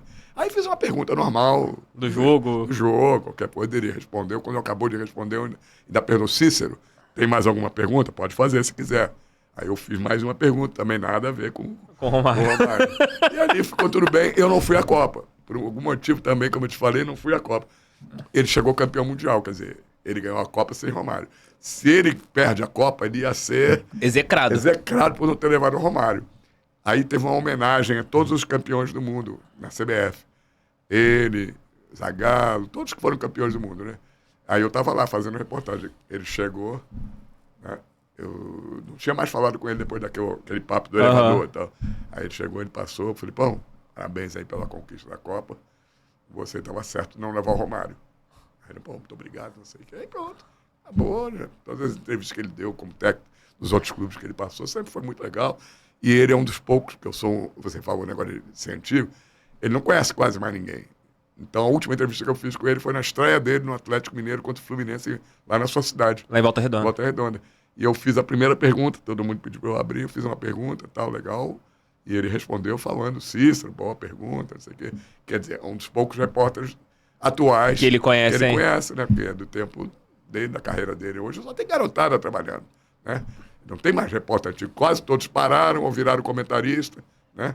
Não, e é bacana isso, né? Porque você tocou no ponto. Se o Brasil perde a Copa do Mundo, o Filipão nunca mais... Não ia trabalhar no Brasil. Não, acho que ele nunca teria ficado no Japão. Teria que ter se naturalizado japonês. Porque eu nunca vi um clamor popular por um jogador igual foi do Romário em 2002. Aliás, tinha sido com o Romário antes, em 93, pra ele ir nas eliminatórias e depois pra ele ir pra Copa de 2002. Exatamente. Nesse dia que eu fiz a pergunta, que não dava o microfone e tal, devia ter muita gente vendo em casa que morava ali perto, próximo do hotel, ou então aquelas lojas que deixam a televisão ali. Eu sei que quando eu saí para ir embora, o Filipão tava ali no saguão, tava ali umas 50 pessoas fora gritando, Romário, Romário, e aí, Cícero Melo, Cícero Melo. Aconteceu exatamente isso. Não, ele teve... A resposta prática disso é porque o Romário foi para um amistoso. Eu acho que tem... O pessoal tem a história que é contada por eles, a oficial, e a extraoficial, que eu acredito na extraoficial. que foram jogadores que pediram pra ele não levar o Romário. Eu acredito nessa história. Essa história, eu acho que ele perdeu a confiança num jogo no Uruguai. Brasil, Uruguai, Romário fugiu da concentração. E pegaram Tinha moça, hora né? pra voltar, acho que era meia-noite pra voltar, e o Romário voltou só no outro dia. Arrumou lá, acho que uma aeromoça, e não sei o que, e só voltou no outro dia. Aí não sei se eu não sabia que os jogadores que pediram. Eu sei que o Filipão perdeu a confiança. Tem 3 histórias. Tem aqui, essa da aeromoça, tem a história de que ele pediu dispensa da seleção pra não jogar, acho que a Copa América, se eu não me engano. Sim, também teve isso. Aí, pra operar o olho, mas ele acaba operou. viajando com o Vasco, Aí, o Filipão fica puto. Não operou e viajou e jogou. E tem aqui, houve uma reunião, nesse período de Copa do Mundo, depois que o Brasil consegue a classificação, que alguns dos principais jogadores, os caras negam que fizeram isso, conversaram com o Filipão, não traz o Romário, que a gente segura a bronca. Pode ser que tenha havido, Ou sim. as 3 juntas, né? Porque ele não queria levar um cara como o Romário, tinha que ter uma razão muito forte. Deu sorte que o Ronaldo conseguiu se recuperar, ninguém imaginava que o Ronaldo fenômeno ia conseguir se recuperar. Ele acreditou naquilo ali dele, foi em frente e ganhou a Copa e teve os méritos de ganhar a Copa sem o Romário, né? Cícero, qual foi sua maior gafe no ar? Pô, já foram tantas. Mas daquela assim que Aqui você... me lembro, tô tentando lembrar. Que você para assim e fala, caraca, essa aqui foi marcante, essa aqui foi complexa. Tô tentando lembrar aqui. Já teve várias, mas tentar lembrar uma pra ressaltar. O que pode ter sido em relação aqui? Eu já dei muito furo, né? A gente precisa marcar um outro podcast depois, tem muita história. Não, vamos marcar. Acho que a SPN vai liderar. A segunda parte vai demorar 4 horas e meia. Pô, gafe, como eu te falei, não é querendo dizer que eu não dei gafe, não. Eu dei muitas, mas não consigo agora, assim, de estalo, lembrar alguma que seja marcante, né? Quando você foi cobrado por alguém, Cícero, de relação a uma informação, você falou de alguma coisa, o cara ficou puto e foi em cima de você. Porra, tu falou isso? Teve algum caso? Teve, você fala por clubes, dirigentes? Clube, jogador, alguém. Ou pela minha emissora? Tanto faz, assim, que você foi cobrar de uma maneira assim, caraca, isso aqui foi pesado mesmo, o cara veio me cobrar. Eu já dei muita confusão, briga de jogador, que nego vem querer desmentir, dizer, pô, eu não tava, mas recebi de uma fonte, né? E querer dizer que é mentira, desmente. Aí eu digo, não vou desmentir nada, pô. Se eu dei é porque eu tenho minha fonte e tal. Você pode ser processado, processa, vamos ver se houve, se não houve. Já muitas vezes, pô, notícia de contratação que eu dei e disseram mentira e depois, 2 dias depois, apareceu a verdade, né? Teve o fato, uma dessas histórias que eu preciso contar, que foi a venda eu dei sozinho, eu dei furos. Não vai dar pra contar porque são histórias longas que a gente pode, como te falei, claro, marcar o foi interessante. Porra, a casa é sua. Mas eu vou dizer as 3 maiores furos que eu dei, que dificilmente alguém vai dar parecido. Eu dei sozinho.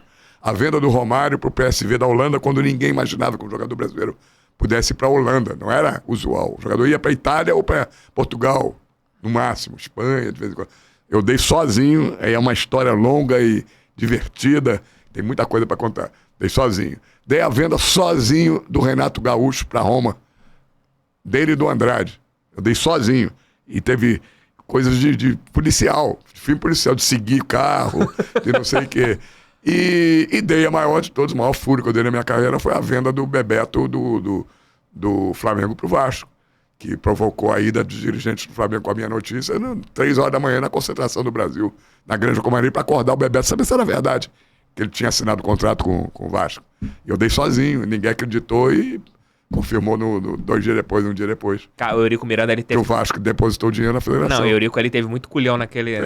Eurico foi o dirigente mais foda que você trabalhou assim? Foi, toda certeza. Ele era pro bem e pro mal, tudo, era o principal. Fez muita merda e também fez muita coisa boa pro Vasco. Cara odiado e amado, não conheço ninguém que tem meio tempo pelo Eurico. Ou odiavam ele ou amavam ele. Você tem qual termo que amava, Eurico? Nem nos dois, eu nem odiava nem amava. Eu sempre fui profissional. E ele gostava muito de mim. Me respeitava muito. Detestava a ESPN por causa das pessoas que estavam lá, mas era o único que ele atendia da ESPN. Se alguém ligasse para fazer, ele só atendia eu. O assessor de imprensa só ligava para mim quando queria mandar uma mensagem, falar alguma coisa que o Eurico pediu, só comigo. Né? Então ele me respeitava muito, que ele dizia, o Eurico não gostava de repórter baba-ovo, puxar saco. Repórter que ficava puxando saco dele e tal, ele detestava. Ele menosprezava, agredia o cara verbalmente. E tal. E quando o cara enfrentava ele, seja com perguntas, com o que for, como eu era, ele respeitava demais. E dizia, pô, te respeito demais, porque você é um repórter que não tem medo. Não tem medo de mim. Isso é bom. É um personagem que eu tenho tristeza de não ter... Nunca te dou oportunidade de... É um personagem rico. Pro mal e pro bem. Outro personagem muito pro mal e pro bem, mas que também gostava muito de mim, dentro dessa linha que eu também não tinha medo, era o Caixa d'Água, Eduardo Viana. Era um cara também ou amado ou detestado. A maioria das vezes só detestado. O Eurico ainda tinha torcida do Vasco. Que gostava. Não, Eurico tem um momento que ele é idolatrado pra cacete pela torcida do Vasco, mas no final dele a torcida do Vasco já não gostava já reconheceu tanto que ele estava fazendo mal pro Vasco, né? Caixa d'Água era um cara detestado por quase todo mundo, né? Mas era uma das pessoas mais inteligentes que eu conheci. Geralmente esses caras que são pro bem e pro mal, eles são pessoas muito acima da média, né? E com uma cabeça privilegiada, uma mente privilegiada. Até pro mal. Muitas vezes pro mal, exatamente. Porque eles conseguem andar nos dois caminhos, né? O caminho do bem e o caminho do mal. Eles conseguem dançar por tudo ali. Cícero, poxa, uma pena. Muito bom, já acabou? Pô, infelizmente. Alô, Eduardo, libera o homem de novo aqui. Não, já tá combinado. O dia que você quiser, a gente faz a parte 2. A parte 2? Aí tem coisas pra contar desses furos de reportagem. Quem sabe, pô, uma do Renato Proibido possa contar. O Proibidão. É. O Proibidão do Renato. Tem muita coisa. Não, as férias, semana que vem sai voltando. Eu volto pra final Fluminense e Inter. Eu volto na semana. Palpite da final da Libertadores, Cícero. Você sabe. Com coração. Nunca neguei que sou tricolor, né? Todo mundo sabe que eu sou tricolor, doente. Mas sempre sendo ESPN Futebol Clube primeiro. Eu separo, na hora que eu abro o microfone, eu sou ESPN e o Fluminense fica lá no coração só. Na mente e no coração.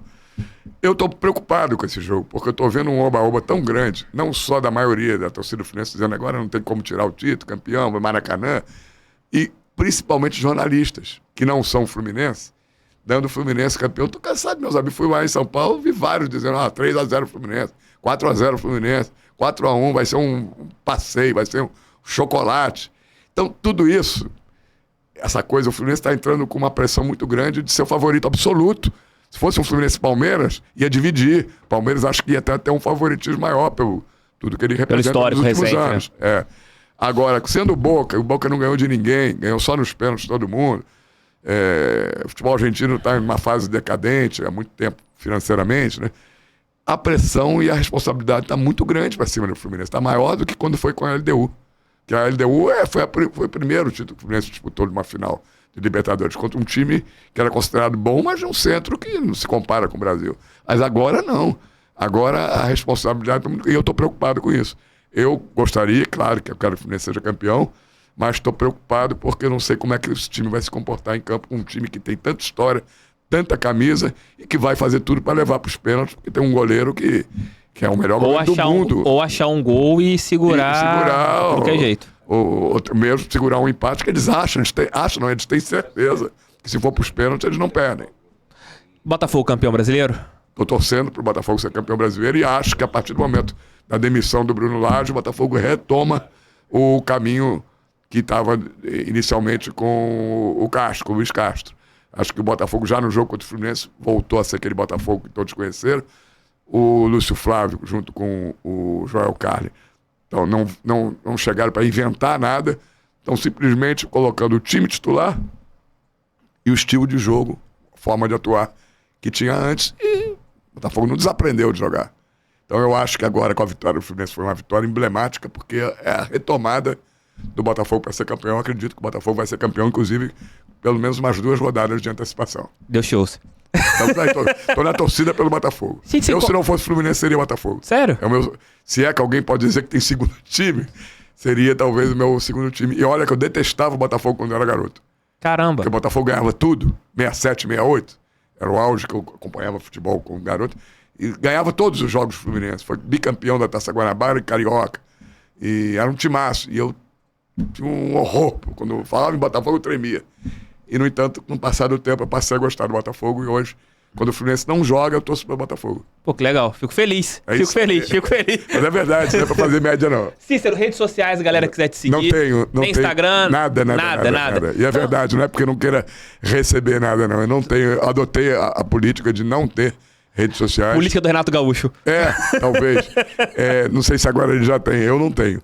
Eu prefiro no meu tempo vago, ao invés de estar 24 horas por dia em rede social, fazendo as coisas que eu gosto.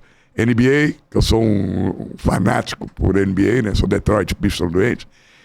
Leio muito, leio 3, 4, 5 livros às vezes ao mesmo tempo. Caramba. E minha filha é atriz, e vendo as peças dela, e vou muito a teatro, que eu adoro. Não tem ninguém que vá mais a teatro que eu aqui no Rio de Janeiro, com toda certeza. Os diretores das peças falam, porque me vêm todas as peças. Peça cheia, peça vazia, você tá lá. Tô em tudo que é peça. Se eu não estiver trabalhando, não tiver um jogo na TV que eu preciso ver, eu tô no teatro. Cícero, muito obrigado. Muito bom, passou o tempo muito rápido. Você é um ótimo entrevistador. Pô, obrigado mesmo. Muito sucesso pro Resenha com o TF. Pô, obrigado, eu agradeço. Você é uma referência, como eu falei aqui no começo, e tê-lo aqui, pra mim, é outra realização. Que bom, de ter um profissional que eu sempre admirei batendo um papo aqui comigo. Fico muito feliz com isso, Cícero. Papo de nota 1000. Bom resto de férias. Quando o papo estiver no ar, ele não tá aqui no Rio, né? Tá lá em Pelotas. Não, Pelotas não. Gramado. Gramados. Você nasceu em Pelotas. Gramado. Vai estar lá em Gramado. E com certeza... Vou ouvir. Sexta-feira eu tô ouvindo. Com certeza você vai vir aqui de novo. Com certeza. Só marcar. Vai ter muita história pra contar. Gente, beijo, fiquem com Deus. Bom final de semana. Se vocês pegaram na metade, é só voltarem e assistam os outros papos aqui no canal. Tamo juntos. Tchau, tchau. Fui, fiquem com Deus. Obrigado, ESPN, por ter cedido aqui o querido Cícero Melo. Assistam lá o documentário, porque vocês vão curtir bastante. Valeu e fui! Tamo juntos!